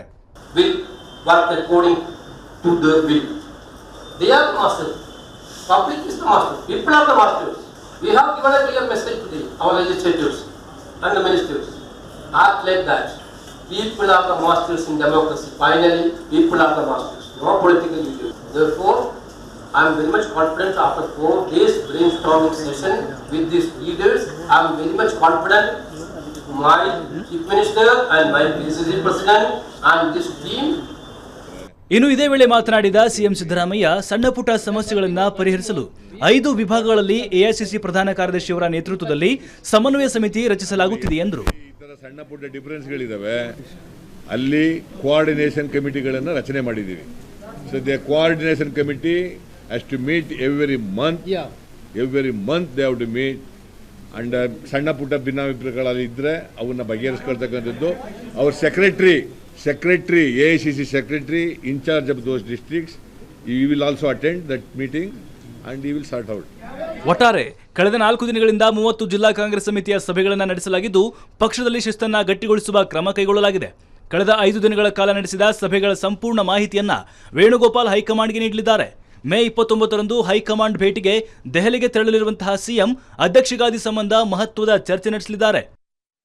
ಸಂಧ್ಯಾ ಸುರಭ, ಪೊಲಿಟಿಕಲ್ ಬ್ಯೂರೋ, ಸುದ್ದಿ ಟಿವಿ. ಎಸ್, 4 ದಿನಗಳ ಈ ಕಸರತ್ತಿನ ಅಂತಿಮ ದಿನ 2 ಅಂಶಗಳು ನನಗೆ ಪ್ರಮುಖ ಅಂತ ಅನಿಸುತ್ತೆ. ಅದನ್ನು ನಮ್ಮ ಅತಿಥಿಗಳ ಜೊತೆ ಕೇಳ್ತೀನಿ ನಾನು. ಒಂದು, ಏನು ಪಕ್ಷದ ಒಳಗಡೆ ಇರುವವರು ಏನಿದ್ದಾರೆ ಅವರು ಪಕ್ಷ ಸರ್ಕಾರದ ಬಗ್ಗೆ ಅಪಸ್ವರ ಹೊಡಗಿಸೋರು 2-3 ಹೆಸರು ಹೇಳ್ಬೋದು. ದಕ್ಷಿಣ ಕನ್ನಡದ ಜನಾರ್ದನ್ ಪೂಜಾರಿ ಅವರಿದ್ದಾರೆ, ಆಗಾಗ ಇಲ್ಲಿರುವಂಥ ನಮ್ಮ ಹಿರಿಯ ನಾಯಕರಾದ ಜಾಫರ್ ಶರೀಫ್ ಇದ್ದಾರೆ. ಇವ್ರ ನಿಯಂತ್ರಣಕ್ಕೆ ಕಾಂಗ್ರೆಸ್ ಹೈಕಮಾಂಡ್ ಏನು ಮಾಡುತ್ತೆ ಅಂತ. ಯಾಕಂದರೆ ಮನೆಯವ್ರನ್ನ ಬೈಕೋತಾ ಹೋದರೆ ಉಳಿದವ್ರು ರಸ್ತೆಯಲ್ಲಿರೋರು ಏನು ಅರ್ಥ ಮಾಡ್ಕೋತಾರೆ ಅನ್ನೋದೊಂದು ಭಾಳ ಮುಖ್ಯವಾದ್ದು. ಇದು ಎರಡನೇದು, KPCC ಅಧ್ಯಕ್ಷದೇನು ವೇಣುಗೋಪಾಲ್ ಹೇಳಿದಾಗ 2 ದಿನಗಳಲ್ಲಿ ಮಹತ್ವ ತೀರ್ಮಾನ ತೆಗೆದುಕೊಳ್ತಾರೆ. ಒಟ್ಟಾರೆ ಫಲಶ್ರುತಿ ಉಗ್ರಪ್ಪ, ಈ ಒಂದು 4 ದಿನಗಳ ಕಸರತ್ನ ಫಲಶ್ರುತಿ ಏನನ್ಸುತ್ತೆ? ನಾನು 2 ವಿಚಾರ ಪ್ರಸ್ತಾಪ ಮಾಡಿದ್ದೀನಿ. ಒಂದು, ಎಸ್, ಮೊದಲನೇದು ಅದು ವಿಭಾಗವಾರು ಸಭೆಗಳಲ್ಲ. ರಾಜ್ಯದ 30 ಜಿಲ್ಲೆಗಳ ಜಿಲ್ಲಾವಾರು ಆ ಜಿಲ್ಲೆಯ ಪ್ರಮುಖರನ್ನು, ಶಾಸಕರು, ಮಾಜಿ ಶಾಸಕರು, ಡಿಫೀಟೆಡ್ ಕ್ಯಾಂಡಿಡೇಟ್ಸು ಮತ್ತು ಪದಾಧಿಕಾರಿಗಳ, ಎಸ್ಪೆಷಲಿ ಡಿಸ್ಟ್ರಿಕ್ಟ್ ಪ್ರೆಸಿಡೆಂಟ್ಸ್, ಇವರುಗಳ ಜಿಲ್ಲಾವಾರು ಸಭೆ ಕರೆದು ಅಲ್ಲಿರ್ತಕ್ಕಂಥ ಸಣ್ಣ ಪುಟ್ಟ ಏನಾದರೂ ಸಮಸ್ಯೆಗಳಿದ್ದರೆ ಮತ್ತು ಆ ಜಿಲ್ಲೆನಲ್ಲಿ ಯಾವ ರೀತಿ ಬರುವ ಒಂದು ವರ್ಷದಲ್ಲಿ ಬರುವಂಥ ಚುನಾವಣೆಗೆ ಪಕ್ಷವನ್ನು ಸಿದ್ಧತೆ ಮಾಡ್ಕೋಬೇಕು ಅನ್ನುವಂಥದ್ರ ವಿಚಾರದ ಹಿನ್ನೆಲೆಯಲ್ಲಿ ಚರ್ಚೆಗಳನ್ನು ಇವತ್ತು ನಮ್ಮ AICCಯ ಇನ್ಚಾರ್ಜ್ ಜನರಲ್ ಸೆಕ್ರೆಟರಿಯವರು ಮತ್ತು ಮಾನ್ಯ ಮುಖ್ಯಮಂತ್ರಿಗಳು ಹಾಗೂ ಪಕ್ಷದ ಅಧ್ಯಕ್ಷರು ಮಾಡಿದ್ದಾರೆ. ಇದು ಒಂದು. ಸೊ ಇದರಿಂದ ನಮ್ಮ ಪಕ್ಷದಲ್ಲಿ ಏನಾದರೂ ಸಣ್ಣ ಪುಟ್ಟ ಏನಾದರೂ ವ್ಯತ್ಯಾಸಗಳಿದ್ದರೆ ಅದನ್ನು ಸರಿಪಡಿಸ್ಕೊಳ್ತಕ್ಕಂಥದಕ್ಕೆ ಮತ್ತು ಮನಸ್ಸಿನಲ್ಲಿರ್ತಕ್ಕಂಥ ಗೊಂದಲಗಳ ಬಗ್ಗೆ ಉತ್ತರವನ್ನು ಪಡೀತಕ್ಕಂಥದಕ್ಕೆ ಪ್ರಾಮಾಣಿಕ ಪ್ರಯತ್ನ ನಡೆದಿದೆ. ಇದರಿಂದ ಪಕ್ಷಕ್ಕೆ ಮತ್ತಷ್ಟು ಒಂದು ಕಡೆ ಐಕ್ಯತೆ, ಇನ್ನೊಂದು ಕಡೆ ಶಕ್ತಿ ಬರತಕ್ಕಂಥದಕ್ಕೆ PCC ಅಧ್ಯಕ್ಷ 2 ದಿವಸ ತೀರ್ಮಾನ ಆಗುತ್ತೆ. PCC ಬಂದೆ. ಸೊ ಈಗ ಎರಡನೇದು ನೀವೇನು ಹೇಳಿದ್ರಿ, ಈಗ ಗೌರವಾನ್ವಿತ ಜನಾರ್ದನ್ ಪೂಜಾರಿ ಅವರು ಇರ್ಬೋದು ಅಥವಾ ಗೌರವಾನ್ವಿತ ಜಾಫರ್ ಶರೀಫ್ ರವರ ಹೆಸರೇನು ಹೇಳಿದ್ರಿ, ಅವರು ಕೆಲವು ಸಮಯದಲ್ಲಿ ಕೆಲವು ವಿಚಾರಗಳ ಬಗ್ಗೆ ಅವರ ಮನಸ್ಸಿನ ಅಭಿಪ್ರಾಯಗಳನ್ನು ವ್ಯಕ್ತಪಡಿಸಿದ್ದಾರೆ. ಆದರೆ ಇತ್ತೀಚೆಗೆ ಅವರುಗಳು ಯಾವುದೇ ವಿಧವಾದಂಥ ಸರ್ಕಾರ ಆಗಲಿ ಪಕ್ಷದ ಬಗ್ಗೆ ಆಗಲಿ ಯಾವುದೇ ಅಭಿಪ್ರಾಯ, ಅದರಲ್ಲೂ ಬೈ ಎಲೆಕ್ಷನ್ಸ್ ಆದ ಮೇಲೆ ಯಾರೂ ಸಹ ಪಕ್ಷದ ಸಾಧನೆಗಳ ಬಗ್ಗೆ ಮಾತನಾಡಿದ್ದಾರೆ. ಎಸ್ಪೆಷಲಿ ಜಾಫರ್ ಶರೀಫ್ ಸಾಹೇಬ್ರಂಥವ್ರು ಇನ್ನಿತರು. ಸೊ ಹಾಗಾಗಿ ಆದರೆ ಯಾವಾದರೂ ಒಂದು ಸಂದರ್ಭದಲ್ಲಿ ಮಾತನಾಡಿದರೆ ನನಗೆ ಅನ್ನಿಸ್ತಕ್ಕಂಥದ್ದು ನಮ್ಮ ಪಕ್ಷದಲ್ಲಿ ಈಗಲೂ ಆಂತರಿಕ ಪ್ರಜಾಪ್ರಭುತ್ವ ಇದೆ. ನಮ್ಮ ಏನಲ್ಲಿ ಇರ್ತಕ್ಕಂಥ ಒಂಕು ಡೊಂಕುಗಳ ಅಕಸ್ಮಾತ್ ಏನಾದರೂ ಇದ್ದರೆ ಸೊ ಅದನ್ನು ವ್ಯತ್ಯಾಸಗಳನ್ನು ತಿಳ್ಕೊಳ್ತಕ್ಕಂಥ ಪ್ರಯತ್ನ ಆಗಿರ್ಬೋದೇ ಹೊರತು ಇದರಲ್ಲಿ ಹೆಚ್ಚು ವ್ಯಾಖ್ಯಾನವನ್ನು ಸಾರ್ವಜನಿಕವಾಗಿ ಮಾಡತಕ್ಕಂಥದ್ದು ಅಷ್ಟೊಂದು ಸಮಂಜಸ ಅಲ್ಲ. ನಿಮ್ಮ ಕೊನೆಯ ಪ್ರಶ್ನೆ ಏನಿದೆ, ಏನು ಪಕ್ಷದ ಅಧ್ಯಕ್ಷರ ಸ್ಥಾನ ಅನ್ನುವಂಥದ್ದು, ಇದು ಪಕ್ಷದ ಅಧ್ಯಕ್ಷ ಸ್ಥಾನವನ್ನು ತೀರ್ಮಾನ ಮಾಡತಕ್ಕಂಥದ್ದು ಬಹುಶಃ ನಮ್ಮ ಅಂಗಳದಲ್ಲಿಲ್ಲ. ಇದು ಅಲ್ಟಿಮೇಟ್ಲಿ ನಮ್ಮ ಹೈಕಮಾಂಡಿನ ಸೊ ರಾಷ್ಟ್ರೀಯ ನಾಯಕತ್ವ ಯಾವ ರೀತಿಯ ತೀರ್ಮಾನವನ್ನ ತೆಗೆದುಕೊಳ್ತಾರೆ ಅದನ್ನ ಕಾದು ನೋಡಬೇಕಾಗುತ್ತೆ ಅನ್ನುವಂಥ ಮಾತು. ಈಗ ನಿಮ್ಮ ಪಕ್ಷದ 7 ಜನ ನಿಮ್ಮ ಪಕ್ಷದ ಶಾಸಕರು ಅಲ್ಲ ಹೌದಾ ಅನ್ನೋದು ದೊಡ್ಡ ಪ್ರಶ್ನೆ. ಈಗ ಅವ್ರು ಯಾವತ್ತೋ ಹೊರಟೋಗಿದ್ದಾರೆ, ಬಟ್ ಅವ್ರನ್ನೂ ಕೂಡ ಕಾಂಗ್ರೆಸ್ಗೆ ಅವ್ರು ಬರೋ ಬಗ್ಗೆ ಡಿಸ್ಕಷನ್ ನಡೆದಿದೆ, ಮಾತುಕತೆ ಆಗಿದೆ, ಎಲ್ಲ ಆಗಿದೆ. ಒಟ್ಟಾರೆ ಇದು 4 ಜನ ಹೋದ್ರೆ ನಿಮ್ಮ ಪಾರ್ಟಿ ಏನಾಗುತ್ತೆ? ಯಾರು 4 ಜನ ಸರ್? 7 ಜನ ಹೋದ್ರೆ ಈಗ ಅವ್ರನ್ನ ಆಲ್ರೆಡಿ 7 ಜನ ನಮ್ಮ ಪಕ್ಷದಿಂದ ಸಸ್ಪೆಂಡ್ ಆಗಿದ್ದಾರೆ. ಅವ್ರು ನಾವು ಈಗ ಮಾನಸಿಕವಾಗಿ ನಾವು 7 ಜನ ನಮ್ಮ ಪಕ್ಷದವ್ರಲ್ಲ ಅನ್ನೋ ತೀರ್ಮಾನಕ್ಕೆ ನಾವು ಬಂದಾಗಿದೆ. ಹೋದ್ರೇನು ಎಫೆಕ್ಟ್ ಆಗೋದಿಲ್ಲ. ಅವ್ರಿಗೆ ಪರ್ಯಾಯ ಅಭ್ಯರ್ಥಿಗಳನ್ನ ಈಗಾಗಲೇ 3-4 ಕ್ಷೇತ್ರದಲ್ಲಿ ನಾವು ಗುರುತಿಸ್ಕೊಂಡಿದ್ದೇವೆ. ಅಂದ್ರೆ ನಿಮಗೆ ಎಫೆಕ್ಟ್ ಆಗುತ್ತೆ, ದೇವೇಗೌಡರ ಫ್ಯಾಮಿಲಿದ ಯಾರು ಹೋದ್ರೆ ಮಾತ್ರ ಎಫೆಕ್ಟ್ ಆಗುತ್ತೆ? ಇಲ್ಲ, ಆಗಲ್ಲ. ಕೇಳಿ, ಅವ್ರ ಪಕ್ಷಕ್ಕೆ ದ್ರೋಹ ಮಾಡಿ ಅಡ್ಡ ಮತದಾನ ಮಾಡಿ ಓದಂಥವ್ರು ಅವ್ರು ಯಾವುದೇ ಪಕ್ಷಕ್ಕೆ ಲಾಯಲ್ ಆಗಿರ್ತಾರೆ ಅನ್ನೋ ನಂಬಿಕೆ ನನಗಂತೂ ಇಲ್ಲ. ಯಾಕಂದರೆ JDS ಪಕ್ಷ ಅವ್ರಿಗೆ ಎಲ್ಲವನ್ನ ಕೊಟ್ಟಂಥ ಸಂದರ್ಭದಲ್ಲೂ ಕೂಡ ಪಕ್ಷದ ಅಧಿಕೃತ ಅಭ್ಯರ್ಥಿಗೆ ಮತದಾನ ಮಾಡಿದೆ, ಬೇರೊಂದು ಪಕ್ಷದ ಅಭ್ಯರ್ಥಿಗೆ ಮಾಡ್ದಂಥವ್ರು. ಅದರಿಂದ ಅವರು ಇರಿ ಬಟ್ರೆ ಸ್ವಲ್ಪ ಕಂಪ್ಲೀಟ್ ಮಾಡಿಬಿಡ್ತೀನಿ. ಅದರಿಂದ ಅವ್ರು ಇನ್ನೊಂದು ಪಕ್ಷಕ್ಕೆ ಹೋಗ್ತಕ್ಕಂಥದ್ದು ಸೇರಿಸ್ಕೊಳ್ತಕ್ಕಂಥದ್ದು ಆ ಪಕ್ಷಕ್ಕೆ ಸಂಬಂಧಪಟ್ಟಿದ ವಿಚಾರ. ನಾವು ನಮ್ಮ ಪಕ್ಷಕ್ಕೂ ಅದಕ್ಕೂ ಈಗ ಸಂಬಂಧ ಮುಗ್ದಂಥ ಅಧ್ಯಾಯ ಅದು. ಹೆಗ್ಡೆಯವರ ಒಟ್ಟಾರೆ ಕಾಂಗ್ರೆಸ್ನ ಒಳಗಡೆ ಎಲ್ಲ ಸರಿ ಆಗ್ತಾ ಇದೆ, ಬಿಜೆಪಿ ಒಳಗಡೆ ಸರಿ ಆಗ್ತಾ ಇದೆಯಲ್ಲೋ ಗೊತ್ತಿಲ್ಲ, ಪ್ಯಾಚಪ್ ಆಗ್ತಾ ಇದೆಯಲ್ಲೋ ಗೊತ್ತಿಲ್ಲ. ಈಶ್ವರಪ್ಪ ಮತ್ತು ನಾನು ಯೂಸ್ವಲಿ ಹೇಳ್ತಾ ಇರ್ತೇನೆ, ಯಡಿಯೂರಪ್ಪನವರು ಅಂತಂದರೆ ಅವ್ರ ಒಂಥರ ವಿಂಗ್ ಕಮಾಂಡರ್, ಇನ್ನೊಂದು ಈ ಟೈಪ್ ಇರೋಂಗೆ, ಅವರು ಫೀಲ್ಡ್ ಮಾರ್ಷಲ್ ಇದ್ದಂಗೆ. ಸೊ ಈಶ್ವರಪ್ಪನವರು ಯಾಕೆ ಫೀಲ್ಡ್ ಮಾರ್ಷಲ್ಗೆಲ್ಲ ಅಪಮಾನ ಮಾಡ್ತೀರಿ? ಫೀಲ್ಡ್ ಮಾರ್ಷಲ್ಸು ಈ ದೇಶದ ರಕ್ಷಣೆ ಮಾಡಿದಂತ ಇವರು ಒಂದು ರೀತಿಯ ಯಜಮಾನಿಕೆಯ ಪ್ರವೃತ್ತಿಯ ಜನ. ಇದನ್ನ ಅರ್ಥ ಮಾಡ್ಕೊಳ್ಳಿ. ಕಾಂಗ್ರೆಸ್ನಲ್ಲಿ ಗೊತ್ತಿದೆಯಲ್ಲ ತಾಯಿ ಮಗನ ಪ್ರವೃತ್ತಿ ಏನು? ಅರೆ ತಾಯಿ, ನಿಮಗೂ ತಾಯಿ ಮಗ ಇರ್ತಾರೆ, ಅದು ಪ್ರವೃತ್ತಿ ಇರಲೇಬೇಕು. ಅದೇನು ನಿಮ್ಮ ತಾಯಿಗೆ ನೀವು ಮಗ ಅಲ್ವಾ? ಅದು ಬೇರೆ. ಆದ್ರೆ ಇಲ್ಲಿ ಪ್ರಶ್ನೆ ಏನಪ್ಪಾ ಅಂತ ಹೇಳಿದ್ರೆ, ನಾಗಪುರದ ರಿಮೋಟ್ ಕಂಟ್ರೋಲರ್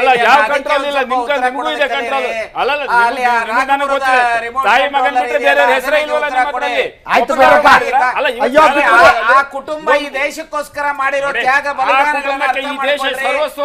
ಯಾರಾದ್ರೂ ಒಬ್ಬರು ಈ ದೇಶಕ್ಕೋಸ್ಕರ ನೀವು ಮೊದಲು ಹುಟ್ಟ ಇರಲಿಲ್ಲ ಅಂದ್ರೆ ನೀವು ಹುಟ್ಟ ಇರಲಿಲ್ಲ ಅಂದ್ರೆ ಏನಾಗ್ತಾರೆ?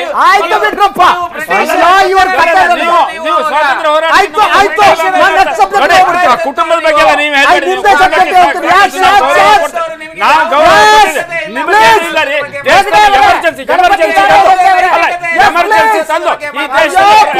ಈ ದೇಶದಲ್ಲಿ ಪ್ರಜಾಪ್ರಭುತ್ವವನ್ನು ಕೊಲೆ ಮಾಡಿದಂಥವ್ರು ಯಾರು? ಬ್ರಿಟಿಷರ ಜೊತೆಯಲ್ಲಿ ಬ್ರಿಟಿಷ್ ಜೊತೆ ಸ್ವಾತಂತ್ರ್ಯ ಪೂರ್ವ ವಿಚಾರ ಬಿಟ್ಬಿಡಿ. ಜನಸಂಘ ಎಲ್ರಿ ಇತ್ತು,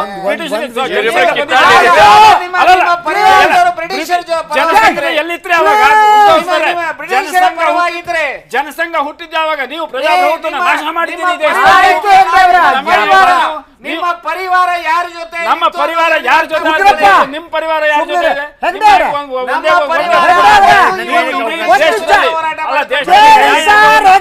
ನ್ಯಾಯಾಂಗವನ್ನ ಎಲ್ಲವನ್ನೂ ನಾಶ ಇವತ್ತು ನಿಮ್ಮ ನಾವು ಪ್ರಜಾಪ್ರಭುತ್ವದಲ್ಲಿ ನಂಬಿಕೆ ಇರೋ ಪಕ್ಷ.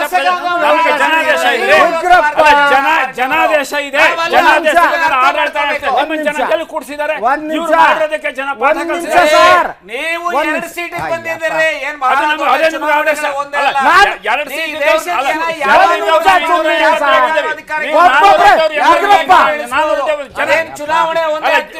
ಚುನಾವಣೆಯಲ್ಲಿ ಜನಾದೇಶ ಗೌರವ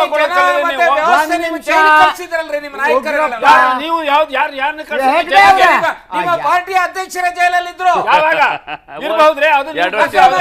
ರಾಜಕೀಯ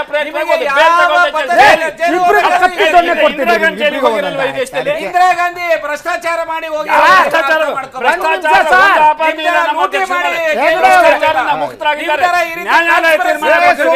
ನ್ಯಾಯಾಲಯ ತೀರ್ಮಾನ ಗೌರವ ಕೊಡಿ.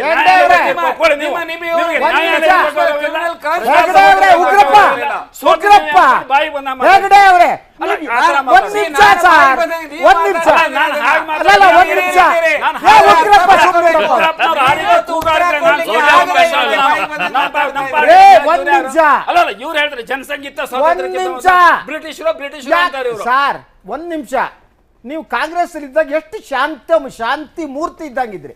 ಆ ಬಿಜೆಪಿಗೆ ಹೋದ ಕಡೆ ನಿಮಗೆ ಬಿಜೆಪಿ ಹೋದ್ರೆ ಇವರು ಜನತಾ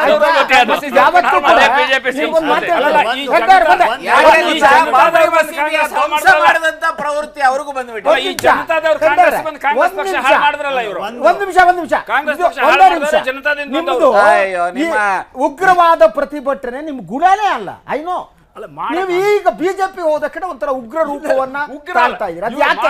ಅದು 2 ರೀತಿ ಇದೆ. ಒಂದು 2 ರೀತಿ ಹೇಳ್ತೇವೆ. ಯಾವುದೇ ಧರ್ಮಕ್ಕಾಗ್ಲಿ ರಾಜಕೀಯ ಪಕ್ಷ ಹೊಸದಾಗಿ ಬಂದಿರ್ತಾರೆ ನೋಡಿ, ಅವ್ರು ಹೆಚ್ಚು ಉಗ್ರವಾದಿಗಳಾಗ್ತಾರೆ. ಈ ರೀತಿಯಲ್ಲಿ ಅಲ್ಲಿ ಸೆಟ್ಲ್ ಆದ್ಮೇಲೆ ಅದು ಎಲ್ಲರಿಗೂ ಆಗುತ್ತೆ. 20 ವರ್ಷ ಆಯ್ತಾರೆ. ನೀವು ಸೆಟ್ಲ್ ಆಗೋವರೆಗೆ ಸ್ವಲ್ಪ ಜಾಸ್ತಿ ಮಾತಾಡ್ತಾರೆ, ಅವ್ರು ಸೆಟ್ಲ್ ಆಗ್ಬಿಟ್ಟಿದ್ದಾರೆ. ಎಸ್, ನಾನು ನೆಕ್ಸ್ಟ್ ಸುದ್ದಿ ಹೋಗ್ತೇನೆ. ಇದು ಮುಖ್ಯವಾಗಿರೋದು ಏನಂತಂದ್ರೆ, ಇವತ್ತು ಚರ್ಚೆನೇ ಆಗಿರಲಿ, ಈ ದೇಶದಲ್ಲಿ ಪ್ರಜಾಪ್ರಭುತ್ವ ಗಟ್ಟಿಯಾಗಿ ನೆಲೆಯೂರಿದ ಕಾರಣದಿಂದ ನಮ್ಮಲ್ಲಿ ಇವತ್ತಿಂಥ ಚರ್ಚೆ ಆಗ್ತಿರೋದಾಗಲಿ, ಒಂದು ಪಕ್ಷದಲ್ಲಿ ಭಿನ್ನಾಭಿಪ್ರಾಯಗಳು ಹೇಳೋದಾಗಲಿ, ಇಟ್ಸ್ ವೆರಿ ಹೆಲ್ದಿ ಡೆಮಾಕ್ರಸಿ. ಇಲ್ಲಿ ಕರಪ್ಷನ್ ಇರ್ಬೋದು, ಎಲ್ಲಿರ್ಬೋದು, ಇದಕ್ಕೆ ಸಂಬಂಧಪಟ್ಟ ಬ್ರಿಟಿಷ್ ಇತಿಹಾಸದಲ್ಲಿ ಸಾಕಷ್ಟಿದೆ ನಮಗೆ, ಏನೇ ಇರ್ಬೋದು. ಅದು ಇಲ್ಲೊಂದು ಪ್ರಜಾಸತ್ತಾತ್ಮಕ ಒಂದು ವಿಷಯ ನಮ್ಮ ದೇಶದ ಪಕ್ಷಗಳಲ್ಲಿ ನಮಗೆ ಯಾವುದೇ ಸಾವಿರ ಭಿನ್ನಾಭಿಪ್ರಾಯ ಅವ್ರ ಜೊತೆಗೆ ಇರ್ಬೋದು, ಇಂಟರ್ನಲ್ಲಿ ತಮ್ಮ ಒಂದು ಅಹವಾಲನ್ನು ಹೇಳ್ಕೊಳ್ಳಿಕ್ಕಿರುವಂಥ ಸ್ಪೇಸ್ಗಳನ್ನು ಇವತ್ತು ಉಳಿಸ್ಕೊಂಡು ಬರ್ತಾ ಇರುವಂಥದ್ದು. ಅದು BJP ಆಗಿರ್ಬೋದು, ಕಾಂಗ್ರೆಸ್ ಆಗಿರ್ಬೋದು, JDS ಆಗಿರ್ಬೋದು, ಯಾವುದೇ ಪಕ್ಷ ಆಗಿರ್ಬೋದು, ದೇರ್ ಈಸ್ ಸಮ್ ಸ್ಪೇಸ್. ಸಿಟ್ಟು ಬಂದರೆ ಹೊರಗಡೆ ಹೋಗ್ಲಿಕ್ಕೆ ಒಂದು ದಾರಿ ಇದೆ ಅನ್ನೋಂಥದ್ದು. ಸುಪ್ರೀಂ ವೀಕ್ಷಕರೇ, ಒಂದು ವಿರಾಮ ತಗೋತಾರೆ. ವಿರಾಮದ ನಂತರ ಇಂಪಾರ್ಟೆಂಟ್ ಸುದ್ದಿ ಇದೆ. ಅದು ಯಡಿಯೂರಪ್ಪ ವರ್ಸಸ್ ಕುಮಾರಸ್ವಾಮಿ, ಅವರಿಬ್ಬರು ಮಾತಾಡಬೇಕದು.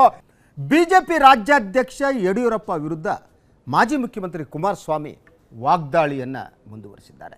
ತನ್ನ ವಿರುದ್ಧ ಬೇನಾಮಿ ಆಸ್ತಿ ದೂರು ನೀಡುವುದರ ಹಿಂದೆ ಯಡಿಯೂರಪ್ಪನವರ ಕುತಂತ್ರ ಇದೆ ಅಂತ ನಿನ್ನೆ ಹೇಳಿಕೆ ನೀಡಿದ ಕುಮಾರಸ್ವಾಮಿ ಇವತ್ತು ಧೈರ್ಯ ಇದ್ದರೆ ಬಹಿರಂಗ ಚರ್ಚೆಗೆ ಬನ್ನಿ ಅಂತ ದೊಡ್ಡ ಸವಾಲೇ ಹಾಕ್ಬಿಟ್ಟಿದ್ದಾರೆ. ನನ್ನ ಬಗ್ಗೆ ಮಾತನಾಡಲು BSYಗೆ ನೈತಿಕತೆ ಇಲ್ಲ. ತಾಕತ್ತಿದ್ರೆ ಯಡಿಯೂರಪ್ಪ ನೇರ ಚರ್ಚೆಗೆ ಬರಲಿ. BSYಗೆ HD ಕುಮಾರಸ್ವಾಮಿ ಬಹಿರಂಗ ಸವಾಲು. JDS ರಾಜ್ಯಾಧ್ಯಕ್ಷ ಕುಮಾರಸ್ವಾಮಿ ಕಾಲಭೈರವನ ಮೊರೆ ಹೋಗಿದ್ದಾರೆ. ಮಂಡ್ಯದ ನಾಗಮಂಗಲ ತಾಲೂಕಿನ ಚುಂಚನಗಿರಿಯ ಕ್ಷೇತ್ರದಲ್ಲಿ HD ಕುಮಾರಸ್ವಾಮಿ ದ್ವಿತೀಯ ಅಮಾವಾಸ್ಯೆ ಪೂಜೆ ನೆರವೇರಿಸಿದ್ರು. ರಾತ್ರಿಯೇ ಕ್ಷೇತ್ರಕ್ಕೆ ಕುಟುಂಬ ಸಮೇತ ಆಗಮಿಸಿದ HDK ಮುಂಜಾನೆಯಿಂದಲೇ ವಿಶೇಷ ಪೂಜೆಯಲ್ಲಿ ತೊಡಗಿಕೊಂಡರು. ಪೂಜೆ ಸೇರಿದಂತೆ ವಿವಿಧ ಪೂಜೆಯಲ್ಲಿ ಪಾಲ್ಗೊಂಡಿದ್ದ ದಂಪತಿ ಕಾಲಭೈರವನಿಗೆ ಹರಕೆ ತೀರಿಸಿದ್ರು.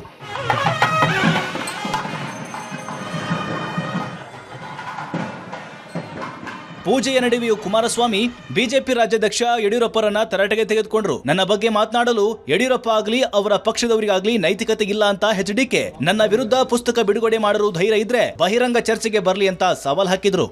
ಯಡಿಯೂರಪ್ಪನವ್ರಿಗೆ ತಾಕತ್ತಿದ್ರೆ ಎದುರುಗಡೆ ಚರ್ಚೆ ಮಾಡಕ್ಕೆ ಹೇಳಿ, ಯಡಿಯೂರಪ್ಪನವ್ರಿಗೆ ಉತ್ತರ ಕೊಡ್ತೀನಿ. ಯಡಿಯೂರಪ್ಪನವ್ರ ಹಿಂದೆ ಅವ್ರ ಮೇಲೆ ಅಪಾದನೆಗಳು ಬಂದವಲ್ಲ, ದಾಖಲೆಗಳು ಬಿಡುಗಡೆ ಮಾಡೋದಲ್ಲ, ಆಗಲೂ ಇದೇ ತರ ಯಾವುದೋ ಹಿಂದೆ ಕೆಲವು ಪಟಾಲಂಗಳನ್ನ ಇಟ್ಕೊಂಡಿದ್ರು. ಆ ಪಟಾಲಂಗಳ ಕೈಯಲ್ಲಿ ಹೇಳಿಕೆ ಕೊಡಿಸೋರು. ಕುಮಾರಸ್ವಾಮಿ ಬಹಿರಂಗ ಚರ್ಚೆಯ ಸವಾಲು ಹಾಕಿದ್ದಾರೆ. ಇದಕ್ಕೆ ಯಡಿಯೂರಪ್ಪರ ಪ್ರತಿಕ್ರಿಯೆ ಏನು? ಸವಾಲನ್ನ ಸ್ವೀಕರಿಸ್ತಾರಾ? ಕಾದ್ ನೋಡ್ಬೇಕು. ಯತೀಶ್ ಬಾಬು, ಸುದ್ದಿ ಟಿವಿ, ಮಂಡ್ಯ. ಎಸ್, ಏನು ಅಮಾವಾಸ್ಯೆಯ ದಿನ ಕಾಲಭೈರವೇಶ್ವರನ ಪೂಜೆ, ಇದು 2ನೇ ಅಮಾವಾಸ್ಯೆ ಅಂತ ಕಾಣುತ್ತೆ ನೆನಪಿದ್ದಾಗ. ಅಮಾವಾಸ್ಯೆ ದಿವಸ ಯಾಕೆ ಪೂಜೆ ಮಾಡ್ತಾರೆ ಅನ್ನೋದು ಕೂಡ ನನಗೆ ಅಷ್ಟು ಚೆನ್ನಾಗಿ ಗೊತ್ತಿಲ್ಲ. ವಾಟ್ ಎವರ್ ಇಟ್ ಬಿ, ಅದು ವೈಯಕ್ತಿಕ ಪಾಪ, ಪೂಜೆ ಮಾಡ್ಕೊಳ್ಳೋದು ಅವ್ರಿಗೆ ಬಿಟ್ಟಿದ್ದು, ನಾನು ಯಾವನು ಹೇಳೋದಕ್ಕೆ. ಆದರೆ ಈ ಇಡೀ ಇಶ್ಯೂದಲ್ಲಿ 2 ದಿವಸದ ಡಿಸ್ಕಸ್ ನಡೀತಾ ಇದೆ ಇಬ್ಬರು ಮಾಜಿ ಮುಖ್ಯಮಂತ್ರಿಗಳ ನಡುವಿನ ಕಾದಾಟ. ನನಗೆ ಅನ್ನಿಸುವುದು ಇದು ಭಾಳ ಸರಳವಾದ, ನಮ್ಮ ಟೈಮೆಲ್ಲ ಹಾಳಾಗಬಾರ್ದು ಅಂತಂದರೆ ಏನು ಬೇನಾಮಿ ಆಸ್ತಿ ಇದೆ, ಆ ವಿವರ ಇದ್ದರೆ ಅಷ್ಟು ಬಿಡುಗಡೆ ಮಾಡಬೇಕು, ಸಾರ್ವಜನಿಕವಾಗಿ ಹೋಗಬೇಕು. ಸುಳ್ಳಾದರೆ ಅದು ನಾವು ಡಿನೈ ಮಾಡಬೇಕು.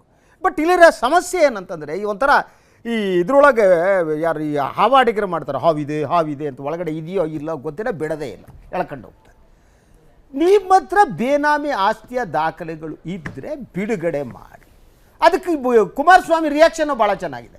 ಅವರು ನನ್ನದು ಬೇನಾಮಿ ಆಸ್ತಿ ಇಲ್ಲ ಅಂತ ಪ್ರೂವ್ ಮಾಡಬೇಕು, ಹೇಳಬೇಕು, ಅವ್ರು ಬಿಡುಗಡೆ. ಅದು ಬಿಟ್ಟಿದ್ರೆ ಹಿಂದೆ ಯಾವುದೋ ಷಡ್ಯಂತರ ಇದೆ, ಇದು ಯಾರೋ ವಿದ್ರೋಹ ಇದೆ, ಅದರಿಂದ ಅವರಿದ್ದಾರೆ. ಇಬ್ಬರು ಕೂಡ ಯಾಕೆ ಹಿಂಗೆ ಮಾಡ್ತಾರೆ ಅನ್ನೋದು ನನಗೆ ಭಾಳ ಕುತೂಹಲಕರವಾದ ಪ್ರಶ್ನೆ. ನಿಮ್ಮ ಹತ್ರ ಇದ್ದರೆ BJP ಕಾರ್ಯಕರ್ತನಪ್ಪ ವೆಂಕಟೇಶ್ ಗೌಡ, ಕಾಂಗ್ರೆಸ್ನಲ್ಲಿದ್ದರು ಮೊದಲು, ಎಲ್ಲ ಮಸಿ ಬೆಳೆದ್ರು, ಇವರಿಗೆಲ್ಲ ಬಂದರು, ಈ ಕಡೆ KJPಗೆ ಬಂದರು, KJPಯಿಂದ ಅಲ್ಲಿ ಹೋದರು, ಯಡಿಯೂರಪ್ಪನವ್ರು ಹಿಂದಿದ್ದಾರೆ. ಎಸ್, ನೀವು ದೂರು ಕೊಟ್ಟಿದ್ದಾರೆ, ಇದ್ರ ಸಾರ್ವಜನಿಕ ಚರ್ಚೆಗೆ ಆ ದಾಖಲೆ, ಬೇನಾಮಿ ಆಸ್ತಿಯ ದಾಖಲೆಯನ್ನು ಬಿಡುಗಡೆ ಮಾಡಬೇಕು. ಅದನ್ನು ಕುಮಾರಸ್ವಾಮಿಯವರು ನಿರಾಕರಣೆ ಮಾಡಬೇಕು. ವಿಷಯ ಪ್ರಸ್ತಾಪ ಮಾಡಿದ್ದೇ ತಪ್ಪು ಅನ್ನುವ ರೀತಿ ಏನು ಕುಮಾರಸ್ವಾಮಿಗಳು ಮಾತಾಡ್ತಾರೆ, ಅದು ಸರಿಯಲ್ಲ. ಇನ್ನೊಂದು ಯಾರು ಹೇಳ್ತಾರೆ ಬಿಡುಗಡೆ ಮಾಡಬೇಕು. ನನಗೆ ಗೊತ್ತಾಗ್ತಾ ಇಲ್ಲ ಪ್ರಕಾಶ್, ನಾನು 2 ದಿವಸದಿಂದ ನೋಡ್ತಾ ಇದ್ದೇನೆ. ಅವರು 1 ನಿಮಿಷ, ಮೊದಲನೇದು ಯಾವುದೋ ಬಂದಾಗ ಇದು ಕಾಂಗ್ರೆಸ್ ನನ್ನ ವಿರುದ್ಧ ಷಡ್ಯಂತರ ಅಂದರು, ಅದ್ರ ಜೊತೆಗೆ ನಮ್ಮ ಫ್ಯಾಮಿಲಿ ವಿರುದ್ಧ ಷಡ್ಯಂತರ ಸದಾ ಹೇಳ್ಕೊತಾ ಬರ್ತಾರೆ. ಇದೊಂಥರ ಸೆಲ್ಫ್ ಪಿಟಿ ಅಂತಾರೆ. ನಮ್ಮ ಬಗ್ಗೆ ನಾವು ದುಃಖ ಪಟ್ಟುಕೊಳ್ಳುವ ಒಂದು ಮನಸ್ಥಿತಿ, ಇದು ಭಾಳ ಡೇಂಜರಸ್. ಅದು ನೀವು ಸೈಕ್ಯಾಟ್ರಿಸ್ಟ್ ಅವರೆಲ್ಲ ಕೇಳಿದ್ರೆ ಕೂತಾಗ ದುಃಖ ಪಡೋದು ಎಲ್ಲ ಜೀವನದಲ್ಲಿ. ದೇವೇಗೌಡ ಪ್ರಧಾನಿ ಆದರೂ ನಾವೆಲ್ಲ ಸಂತೋಷ, ಇವತ್ತಿಗೂ ಸಂತೋಷ. ನಮ್ಮೊಬ್ಬರು ಪ್ರಧಾನಿ ಅಂತ ರಾಜಕಾರಣಿ ಇಲ್ಲ, ಕುಮಾರಣ್ಣ ಚೀಫ್ ಮಿನಿಸ್ಟರ್, ಓಕೆ, ನಾವೆಲ್ಲ ಸಂತೋಷ ಪಡ್ತೀವಿ. ಆದವ್ರು ಸಂತೋಷನೇ ಬಿಡ, ದುಃಖ ದುಃಖ ದುಃಖ. ನಮ್ಮ ವಿರುದ್ಧ ಷಡ್ಯಂತರ, ನಮ್ಮ ವಿರುದ್ಧ ಪಿತೂರಿ, ನಮ್ಮ ಫ್ಯಾಮಿಲಿ ವಿರುದ್ಧ ಪಿತೂರಿ, ಅವ್ರಿಗೆ ನನ್ನ ಕಂಡ್ರೆ ಆಗಲ್ಲ. ಇವ್ರಿಗೆ ಯಾಕೆ ಈ ಸೆಲ್ಫ್ ಪಿಟಿ ನಿಮ್ಮ ನಾಯಕರಿಗೆ? ಇಲ್ಲ, ಸೆಲ್ಫ್ ಪಿಟಿ ಅಲ್ಲ. ಈಗ ಅವ್ರ ಹತ್ರ 20,000 ಕೋಟಿ ಅವ್ರ ಆಸ್ತಿ ಇದೆ ಕುಮಾರಸ್ವಾಮಿ ಅವ್ರದ್ದು ಅಂತ ಅವರು ವೆಂಕಟೇಶ್ ಗೌಡನವರು ಹೋಗಿ IT ಡಿಪಾರ್ಟ್ಮೆಂಟ್ಗೆ ದೂರು ಕೊಟ್ಟಿದ್ದಾರೆ. ಇವರು ನೆನ್ನೆ ಪ್ರೆಸ್ ಮೀಟ್ ಕರೆದು ವಿಧಾನಸೌಧದಲ್ಲೇ ಹೇಳಿದರು, ನನಗೆ ಎಲೆಕ್ಷನ್ ಮಾಡಲಿಕ್ಕೆ ಒಂದು 200-300 ಕೋಟಿ ಕೊಡಲಿ, ಇದ್ದಿದ್ದೆಲ್ಲನ ಕೂಡ ಸರ್ಕಾರ ವಶಪಡಿಸ್ಕೊಬಿಡಲಿ. BJP ಯಡಿಯೂರಪ್ಪನವರು ಅವ್ರ ಕಚೇರಿನಲ್ಲೇ ಇದನ್ನು ಟೈಪ್ ಮಾಡಿಸಿದ್ದಾರೆ ಅಂತ ಮಾತಾಡಿದರು. ಈಗ ಯಡಿಯೂರಪ್ಪನವ್ರ ಕೈಲಿ ಅವ್ರದೇ ಆದ ಕೇಂದ್ರ ಸರ್ಕಾರ ಇದೆ, IT ಡಿಪಾರ್ಟ್ಮೆಂಟು, ED ಎಲ್ಲ ದಾಖಲೆಗಳೆಲ್ಲ ಯಡಿಯೂರಪ್ಪನವ್ರಿಗೆ ಸಿಗ್ತದೆ. ಯಾರಿಗೆ ಆ ಡಿಪಾರ್ಟ್ಮೆಂಟಿಂದೆಲ್ಲ ಸಿಗ್ತಾ ಇದೆ. ಈ ಯಡಿಯೂರಪ್ಪನವರು ದಾಖಲೆ ಸಿಗುತ್ತೆ ಅಂದ್ರೆ ಇದ್ದಿದ್ದು ನಿಜ ಅಂತಲ್ಲ ಅರ್ಥ ಅಲ್ಲ. ಅವ್ರಿಗೆ ಇಂಕ ಎಲ್ಲ ದಾಖಲೆ ಸಿಗ್ತಾ ಇದೆ. ಇದರಿಂದ ಕುಮಾರಸ್ವಾಮಿ ಸಿಗುತ್ತೆ ಅಂದ್ರೆ ಕೇಳಿ, ದಯಮಾಡಿ ಕುಮಾರಸ್ವಾಮಿ ಬಗ್ಗೆ ಎನ್ಕ್ವೈರಿ ಮಾಡಿಸ್ಬೋದು, ಅವ್ರು ಇದ್ರೆ ಅವ್ರನ್ನ ಶಿಕ್ಷಿಸ್ಬೋದು, ಆ ಆಸ್ತಿಗಳೆಲ್ಲ ವಶಪಡಿಸ್ಕೋಬಹುದು, ಜೈಲ್ಗೆ ಹಾಕ್ಬೋದು. ಬರೇ ನನ್ನ ಮೇಲೆ ಬ್ಲ್ಯಾಕ್ ಟಾಟ್ ಮಾಡ್ತಾ ಇದ್ದಾರೆ, ಕಪ್ಪು ಚುಕ್ಕೆ ಆಗ್ತಾ ಇದ್ದಾರೆ. ಈ ಎಲೆಕ್ಷನ್ ಈಗ ಈ ಎಲೆಕ್ಷನ್ ಇನ್ನೊಂದು 7-8 ತಿಂಗಳಿದೆ. 7-8 ಇಂಥ ಒಂದು ಸಂದರ್ಭದಲ್ಲಿ ಒಂದು ಪಾಪ್ಯುಲಾರಿಟಿಗೆ ಡ್ಯಾಮೇಜ್ ಮಾಡ್ತಕ್ಕಂಥ, ವರ್ಚಸ್ಸಿಗೆ ಮಸಿ ಬೆಳಿತಕ್ಕಂಥ ಕೆಲಸ ಆಗ್ತಾ ಇದೆ ಅನ್ನೋ ಒಂದು ಮಾತನ್ನ ಹೇಳಿದ್ದಾರೆ ಹೊರತು ಅವ್ರೇನು ನಾನು ಹತ್ಕೊಂಡು ಅನುಕಂಪದಿಂದ ಹೇಳಿಲ್ಲ. ಈಗ ಯಡಿಯೂರಪ್ಪ ಬಹಿರಂಗ ಚರ್ಚೆಗೆ ಬನ್ನಿ ಹೇಳಿದ್ರು, ಏನಾದ್ರು ಇದ್ರೆ ಇಲ್ಲಿ ಬಹಿರಂಗ ಚರ್ಚೆ ಅಗತ್ಯನೇ ಇಲ್ಲ. ಯಡಿಯೂರಪ್ಪನ ವೆಂಕಟೇಶ್ ಗೌಡ ಅವರು KJPಯಿಂದ ಬಂದು ದಾಖಲೆ ಸಾರ್ವಜನಿಕ ಬಿಡುಗಡೆ ಮಾಡಿ. ಈ ಕುಮಾರಸ್ವಾಮಿದು ಅವ್ರ ಫ್ಯಾಮಿಲಿ ಇಲ್ಲಿದೆ, ಪದ್ಮನಾಭನಗರದಲ್ಲಿ ಎಲ್ಲ ಲೋಕಾಯುಕ್ತ ಕೊಟ್ಟಿದ್ದಾರೆ, ಲೋಕಾಯುಕ್ತ ಕೊಟ್ಟಿದ್ದಾರೆ, ಇನ್ಕಮ್ ಟ್ಯಾಕ್ಸ್ ಅಲ್ಲಿ ಡಾಕ್ಯುಮೆಂಟ್ ಇದೆ, ಟ್ಯಾಕ್ಸ್ ಪೇಯರ್ ಇದ್ದಾರೆ, ಪ್ರತಿಯೊಂದು ಅವ್ರ ಟ್ರಾನ್ಸ್ಪರೆನ್ಸಿ ಇದೆ.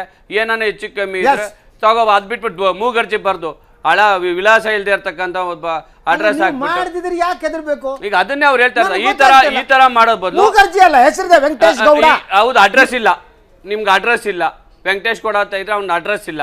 ಅದಕ್ಕೆ ಅವ್ರು ಏನ್ ಹೇಳ್ತಾರೆ, ನೀವು ನೇರವಾಗಿ ಯಡಿಯೂರಪ್ಪನವರೇ ಹಿಂಬಾಲಕನ ಬಿಟ್ಟು ಯಾರೋ ಒಂದು ಪಟಾಲಂನ ಬಿಟ್ಟು ಈ ರೀತಿ ಮಾಡೋ ಬದಲು ನೀವು ನೇರವಾಗಿ ಚರ್ಚೆಗೆ ಬನ್ನಿ. ಪ್ರಶ್ನೆ ಕೇಳ್ಬಿಡ್ತೀನಿ ನಿಮ್ಗೆ, ನೀವು ಸಿಟ್ ಮಾಡಕ್ಕಿಂತ ನನ್ನ ಕೆಲಸ ಹಗುರ ಮಾಡ್ಬಿಟ್ಟಿದ್ರಿ. ನಾನು ಹೇಳ್ಬೇಕಾದ್ದನ್ನೆಲ್ಲ ನೀವೇ ಅಲ್ಲಲ್ಲ, ಒಂದು ನಿಮಿಷ, ನನ್ನ ಪ್ರಶ್ನೆ ಕೇಳ್ಬಿಡ್ತೀನಿ. ಒಂದು, ವೆಂಕಟೇಶ್ ಗೌಡರ ಕುಮಾರಣ್ಣ ಹೇಳಿದ ಒಂದು ಮಾತು, ಯಾಕೆ ಹಿಂದೆ ಮುಂದೆ ಬಾಲ್ಗಳನ್ನೆಲ್ಲ ಬಿಡ್ತೀರಿ, ಓಪನ್ ಯುದ್ಧಕ್ಕೆ ಬನ್ನಿ ಅಂತ ಅಲ್ವಾ? ಅವ್ರ ವಿರುದ್ಧ ಬೇನಾಮಿ ಆಸ್ತಿ ಬಿಡುಗಡೆ ಮಾಡಿ ನಿಮಗೆ ಲಾಭ Correct. ರಾಜಕೀಯವಾಗಿ. ನಾನು ಹೇಳ್ತೇನೆ. ಈಗ ನಿಮ್ ಪಾರ್ಟಿ ಹಳೆ ಮೈಸೂರು ಪ್ರದೇಶದಲ್ಲಿಲ್ಲ, ಬಿಡುಗಡೆ ಮಾಡಿ ಕುಮಾರಣ್ಣ ಕರಪ್ಟ್ ಅಂತ ಆಗೋಗ್ಬಿಟ್ರೆ ನೀವು ಗೆಲ್ಲಕ್ ಪ್ರಾರಂಭ ಮಾಡ್ಬಿಡ್ತೀರಿ. ಯಾರೋ ಒಬ್ರು ವೆಂಕಟೇಶ್ ಗೌಡ ಅಲ್ಲಿ ಅವರು ದೂರು ಕೊಟ್ಟಿದ್ದಾರೆ. ಅವರು ಬಿಜೆಪಿಯಲ್ಲಿ ಯಾವುದೇ ಪದಾಧಿಕಾರಿ ಯಾರು ಅಲ್ಲ. ಈಗ ಬಿಜೆಪಿಯಲ್ಲಿ 1 ಕೋಟಿ ಸದಸ್ಯ, ಅವ್ರ ಮೇಲೆ ಪಕ್ಷಕ್ಕೆ ನಿಯಂತ್ರಣ ಇರೋದಿಲ್ಲ ಅವ್ರು ಮಾಡೋ ಚಟುವಟಿಕೆಗಳ ಬಗ್ಗೆ. ಬಿಜೆಪಿ ಸಂಬಂಧ ಇಲ್ಲ, ಇಲ್ಲ ಬಿಜೆಪಿ ಅನ್ನು ಸಬ್ಸ್ಕ್ರೈಬ್ ಮಾಡಲ್ಲ, ಕೇಳಿಲ್ಲ. ಬಿಜೆಪಿ ಕುಮಾರಣ್ಣ ಬೇನಾಮಿ ಆಸ್ತಿ ಇದೆ ಅಂತ ಹೇಳಲ್ಲ. ಅದನ್ನ ನಾವು ಒಂದು ಪುಸ್ತಕ ಮಾಡಿ ಹಂಚ್ಬಿಟ್ಟಿದ್ದೀವಿ. ಹಿಂದೆನೇ ಇದೆ, ಅದು ಇದೆ, ಅದು ದಾಖಲೆ ಇದೆ, ಅದು ಬೇರೆ ವಿಚಾರ. ಈ ವಿಚಾರದಲ್ಲಿ ಬಿಜೆಪಿಯ ಯಾವುದೇ ಪಾತ್ರ ಇಲ್ಲ. ಯಡಿಯೂರಪ್ಪನವರಿಗೆ ಇವರು ಬಹಿರಂಗ ಸವಾಲು ಹಾಕ್ತಾ ಇದ್ದಾರೆ ಇವತ್ತು.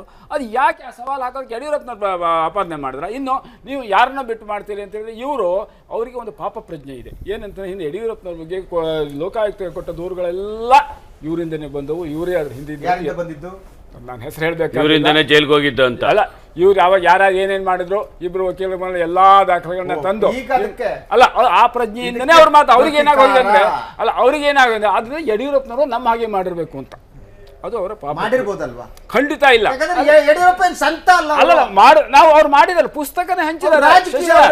ಇವರ ಆಸ್ತಿಗಳ ಬಗ್ಗೆ ಸಂಪೂರ್ಣವಾಗಿ ಒಂದು ಅಚ್ಚಾಕ್ಸಿ ಹಂಚಿದ್ದಾರೆ. ಅದು ಬೇಕಾದ್ರೆ ಕೊಡ್ಬೋದು. ಅಲ್ಲ ಈಗ ಅದನ್ನ ಸಂದರ್ಭ ಬಂದ್ರೆ ಅದು ಮತ್ತೆ ಯಾಕೆ ಹಂಚಬೇಕು, ಅದು ಇದೆಯಲ್ಲ ಅದು ಈಗಾಗಲೇ. ಅಲ್ಲ ಆದ್ರಿಂದ ಇಲ್ಲಿ ಇವರು ಸತ್ಯಸಂಧರೇ ಇರಬಹುದು. ಆಪಾದನೆ ಬಂದಾಗ ಅವ್ರ ಅಪರಾಧಿಗಳಂತೂ ನಾವು ಹೇಳೋದಿಲ್ಲ. ಈಗ ಇಡಿ ಕೊಟ್ಟಿದ್ದಾರೆ, ತನಿಖೆ ಆಗಲಿ ಹೊರಗೆ ಬಂದ್ರೆ ಬರಲಿ. ಅದಕ್ಕೆ ಯಾಕೆ ಇವರು ಮೈಯನ್ನೆಲ್ಲಾಗಿ ಬಿಡ್ಕೊಂಡು ಅಲ್ಲ ತಲೆಗೆಲ್ಲ ಚುಚ್ಕೊಂಡು ಯಡಿಯೂರಪ್ಪನ ಮೇಲೆ ಯಾಕೆ ಆಪಾದನೆ ಮಾಡಬೇಕು? ಸಂಬಂಧ ಇಲ್ಲದ ವಿಚಾರ. ಇವ್ರಿಗೆ ಏನಂದ್ರೆ ಏನೋ ಯಡಿಯೂರಪ್ಪನ ಹೆಸರು ಹಾಳು ಮಾಡಬೇಕು ಅಂತ ರಾಜಕೀಯ ಉದ್ದೇಶದಿಂದ ಮಾಡ್ತಾ ಇದ್ರಲ್ಲಿ ಯಡಿಯೂರಪ್ಪನವರ ಯಾವ ಪಾತ್ರವೂ ಇಲ್ಲ. ಬಿಜೆಪಿ ಆಫೀಸ್ನಲ್ಲಿ ಇವ್ರಿಗೆ ಟೈಪ್ ಪ್ರಿಂಟ್ ಏನೂ ಆಗಿಲ್ಲ ಅಲ್ಲಿ. ಅದು ಯಾರೋ ಒಬ್ಬರು ತಗೊಂಡೋಗಿ ಕೊಟ್ಟಿದ್ದಾರೆ, ಟೈಪ್ ಮಾಡಿಸಿದ್ದಾರೆ. ಇಬ್ರು ಮಾಜಿ ಮುಖ್ಯಮಂತ್ರಿಗಳು ಎಂತ ಸ್ನೇಹಿತರು. ನಾನು ನಿನ್ನೆ ಹೇಳ್ತಾ ಇದ್ದೆ, ನಾನು ಯಾವುದೋ ಒಂದು ಊರಿಗೆ ಹೋಗಿದ್ದೆ ಆಯ್ತಾ, ಅಲ್ಲಿ ನೋಡ್ರೆ ಹಳೇದೊಂದು ಬೋರ್ಡ್ ಇದೆ, ಅಲ್ಲಿ ಒಂದ್ ಕಡೆ ಯಡಿಯೂರಪ್ಪನವ್ರು ಹಿಂಗ್ ಕೈ ಎತ್ತಿದ್ದಾರೆ, ಇನ್ನೊಂದು ಕಡೆ ಕುಮಾರಸ್ವಾಮಿ. ಯಡಿಯೂರಪ್ಪ ಅಂತೂ ಹಿಂಗೆ ಮಾಡೋದಲ್ಲ ಯಾವ ಬ್ರದರ್. ಆ 20 ತಿಂಗಳ ಅವರ ಸರ್ಕಾರ ಇತ್ತಲ್ಲ, ಆ ಕೊನೆಯ ಘಟ್ಟದಲ್ಲಿ ಅವರೊಂದು ಹೇಳಿಕೆ ಮಾಡಿದ್ರು ಯಡಿಯೂರಪ್ಪನವರು. ದೇವರೇ ಬಂದು ನನಗೆ ಹೇಳಿದ್ರು ಸಹ ಮುಖ್ಯಮಂತ್ರಿಗಳು ನನಗೆ ಮೋಸ ಮಾಡ್ತಾರೆ ಅಂತ ದೇವರೇ ಹೇಳಿದ್ರು ನಾನು ನಂಬೋದಿಲ್ಲ. ಇದು ಆನ್ ರೆಕಾರ್ಡ್ ಅವರು ಹೇಳಿರೋಂಥ. ಸೊ ಹಾಗಾಗಿ ಅವರವರ ಸಂದರ್ಭಕ್ಕೆ ಅನುಗುಣವಾಗಿ ಹೇಳಿಕೆಗಳನ್ನು ಕೊಡ್ತಕ್ಕಂಥ ಪ್ರವೃತ್ತಿ ಅವರಲ್ಲಿ ಇದೆ. ನಾನು ಅದರ ಬಗ್ಗೆ ಹೆಚ್ಚು ವಿಶ್ಲೇಷಣೆ ಮಾಡಲಿಕ್ಕೆ ಹೋಗೋದಿಲ್ಲ. ಆದರೆ ನೋಡಿ, ಅಂತಿಮವಾಗಿ ಪ್ರಜಾಪ್ರಭುತ್ವ ವ್ಯವಸ್ಥೆಯಲ್ಲಿ ರಾಜಕಾರಣಿಗಳು ಜನಸಾಮಾನ್ಯರಿಗೆ ರೋಲ್ ಮಾಡೆಲ್ ಆಗಿ ಇರಬೇಕು. ಈ ಹೇಳಿಕೆಗಳು ಮತ್ತು ಪ್ರತಿ ಹೇಳಿಕೆಗಳು ಒಂದು ಕಡೆ ಇದ್ದಾವೆ, ಇರಲಿ.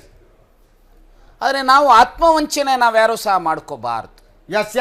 ಆದರೆ ಇಲ್ಲಿ ಏನಾಗಿದೆ, ಒಂದು ನಿಮಿಷ ಬರೆದು ಇವತ್ತು ನಾವು ಅಧಿಕಾರಕ್ಕೆ ಬರಬೇಕಾದ್ರೆ ನನ್ನದಾಗಲಿ ನನ್ನ ಕುಟುಂಬದಾಗಲಿ ಎಷ್ಟು ಆಸ್ತಿ ಇತ್ತು, ಅದು ನನ್ನ ಪಾರ್ಟಿಯವರು ಇರಲಿ, BJP-ನವರು ಇರಲಿ, JDS-ನವರು ಇರಲಿ. ಆದರೆ ಏಕಾಏಕಿ 2-3 ವರ್ಷದಲ್ಲೇ 5-6 ವರ್ಷದಲ್ಲೇ 10 ಕೋಟಿ ಇರುವಂಥದ್ದು 1000 ಕೋಟಿಗಳಾಗ್ತವೆ ಅನ್ನುವಂಥದ್ದು ಇದೆಯಲ್ಲ, ಇದು ನಿಜಕ್ಕೂ ಸಹ ಎಲ್ಲೋ ಒಂದು ಕಡೆ ಪ್ರಜಾಪ್ರಭುತ್ವ ವ್ಯವಸ್ಥೆಗೆ ಮಾರಕ ಆಗತಕ್ಕಂಥದ್ದು. ಇದು ನಾನು ಇಷ್ಟೇ ಹೇಳ್ತೇನೆ, ಇವತ್ತು ಏನಾದರೂ ಈ ರೀತಿಯ ಹೇಳಿಕೆಗಳು ಕೊಡೋದ್ರಿಂದ ನಾನು ಮಾಡಿಲ್ಲ, ನಾನು ಮಾಡಿದ್ದರೆ ನನ್ನ ಆಸ್ತಿ ಈಗಿದೆ, ಸೊ ಇದನ್ನ ನನ್ನ ಆಸ್ತಿ ಈಗ ನನ್ನ ಮೇಲೆ ಒಂದು ಹಂತದಲ್ಲಿ ನಾನು ಬೇಲೆಕೆರೆ ಇಶ್ಯೂ ಅನ್ನು ರೈಸ್ ಮಾಡಿದಾಗ 7 ಜನ ಮಂತ್ರಿಗಳು ಜಾಯಿಂಟ್ ಪ್ರೆಸ್ ಕಾನ್ಫರೆನ್ಸ್ ಮಾಡಿದ್ರು.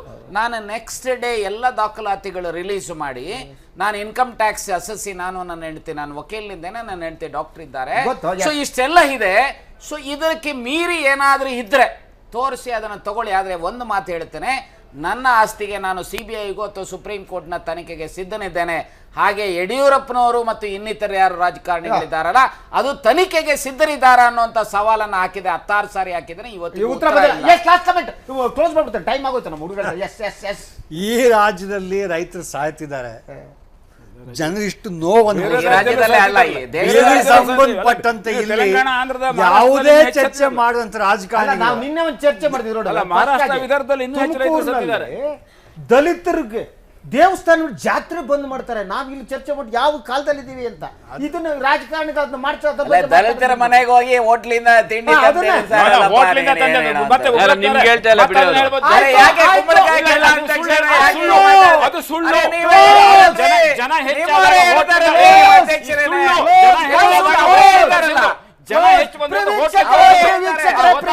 ಮಾಡಿ ತಿಂದಿದ್ದಾರೆ. ಇದು ನೀವು ಸುಳ್ಳು ಹೇಳ್ಬೇಡಿದೆ. ಹೌದು, ಇಷ್ಟು ಜನ ಇದ್ದೀವಿ, ಹೌದ್ರಿ, ಜನ ಹೆಚ್ಚು ಯಡಿಯೂರಪ್ಪ ಜನ ಈ ನಿಮ್ಮನೇಲಿ ಸುಳ್ಳು ಹೇಳ್ತಾರೆ. ಹೆಗಡೆ ಅವರು ಅಂತಾರೆ, ನಿಮ್ಮ ಮನೇಲಿ 10 ಜನ ಬಂದಾಗ ನೀವು ಹೋಟ್ಲಿಂದ ಹೇಳ್ತಾ ಇದ್ರಿಲ್ಲ.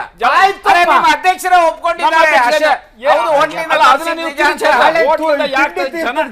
ಜನ ಹೆಚ್ಚು ಬಂದಾಗ ನಮ್ಮ ಮನೆಗೆ ಹೆಚ್ಚು ಬಂದ್ರು ಹೋಟ್ಲಿಂದ ಮೇಲೆ ಅವ್ರಿಗೆ ಇಷ್ಟ ಜಾಸ್ತಿ. 10 ಗಂಟೆ ಮೇಲೆ ಬರೋ ತೀರ್ಥ ಡಿಸ್ಕಸ್ ಮಾಡಲ್ಲ. ಜನ ಹೆಚ್ಚು ಬಂದ್ರು ಯಾಕೆ ಹೆಗಡೆ ಅವರ ಕ್ಲೋಸ್ ಮಾಡ್ತಾ ಇದ್ದಾರೆ. ಎಸ್ ಪ್ರಿಯ ವೀಕ್ಷಕರೇ, ಇದಾಗಿತ್ತು ಇವತ್ತಿನ ದೇಶದಲ್ಲಿ. ಆಯ್ತು ಅಣ್ಣ, ಭ್ರಷ್ಟಾಚಾರದ ಬಗ್ಗೆ, ಇನ್ನೊಂದು ಕಡೆ ಈ ಸಾಮಾಜಿಕ ನ್ಯಾಯ ಮತ್ತು ಅನ್ಟಚಬಿಲಿಟಿ ವಿಚಾರದಲ್ಲಿ ಈಗ ದ್ವಂದ್ವ ನಿಲುವುಗಳನ್ನ ವಿಶೇಷವಾಗಿ ಕೇಂದ್ರದಲ್ಲಿ ಅಧಿಕಾರದಲ್ಲಿರ್ತಾರೆ.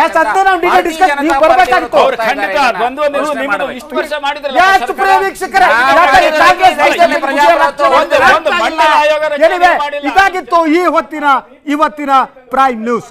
ನಾಳೆ ಮತ್ತೆ ಇದೇ ಸಮಯಕ್ಕೆ ನಾಳೆಯ ಸುದ್ದಿಗಳನ್ನು ಹೊತ್ತು ಹೊಸ ಅತಿಥಿಗಳ ಜೊತೆ ಬರ್ತೀನಿ. ಅಲ್ಲಿವರೆಗೆ ಎಲ್ಲರಿಗೂ ಕೂಡ ಶುಭರಾತ್ರಿ.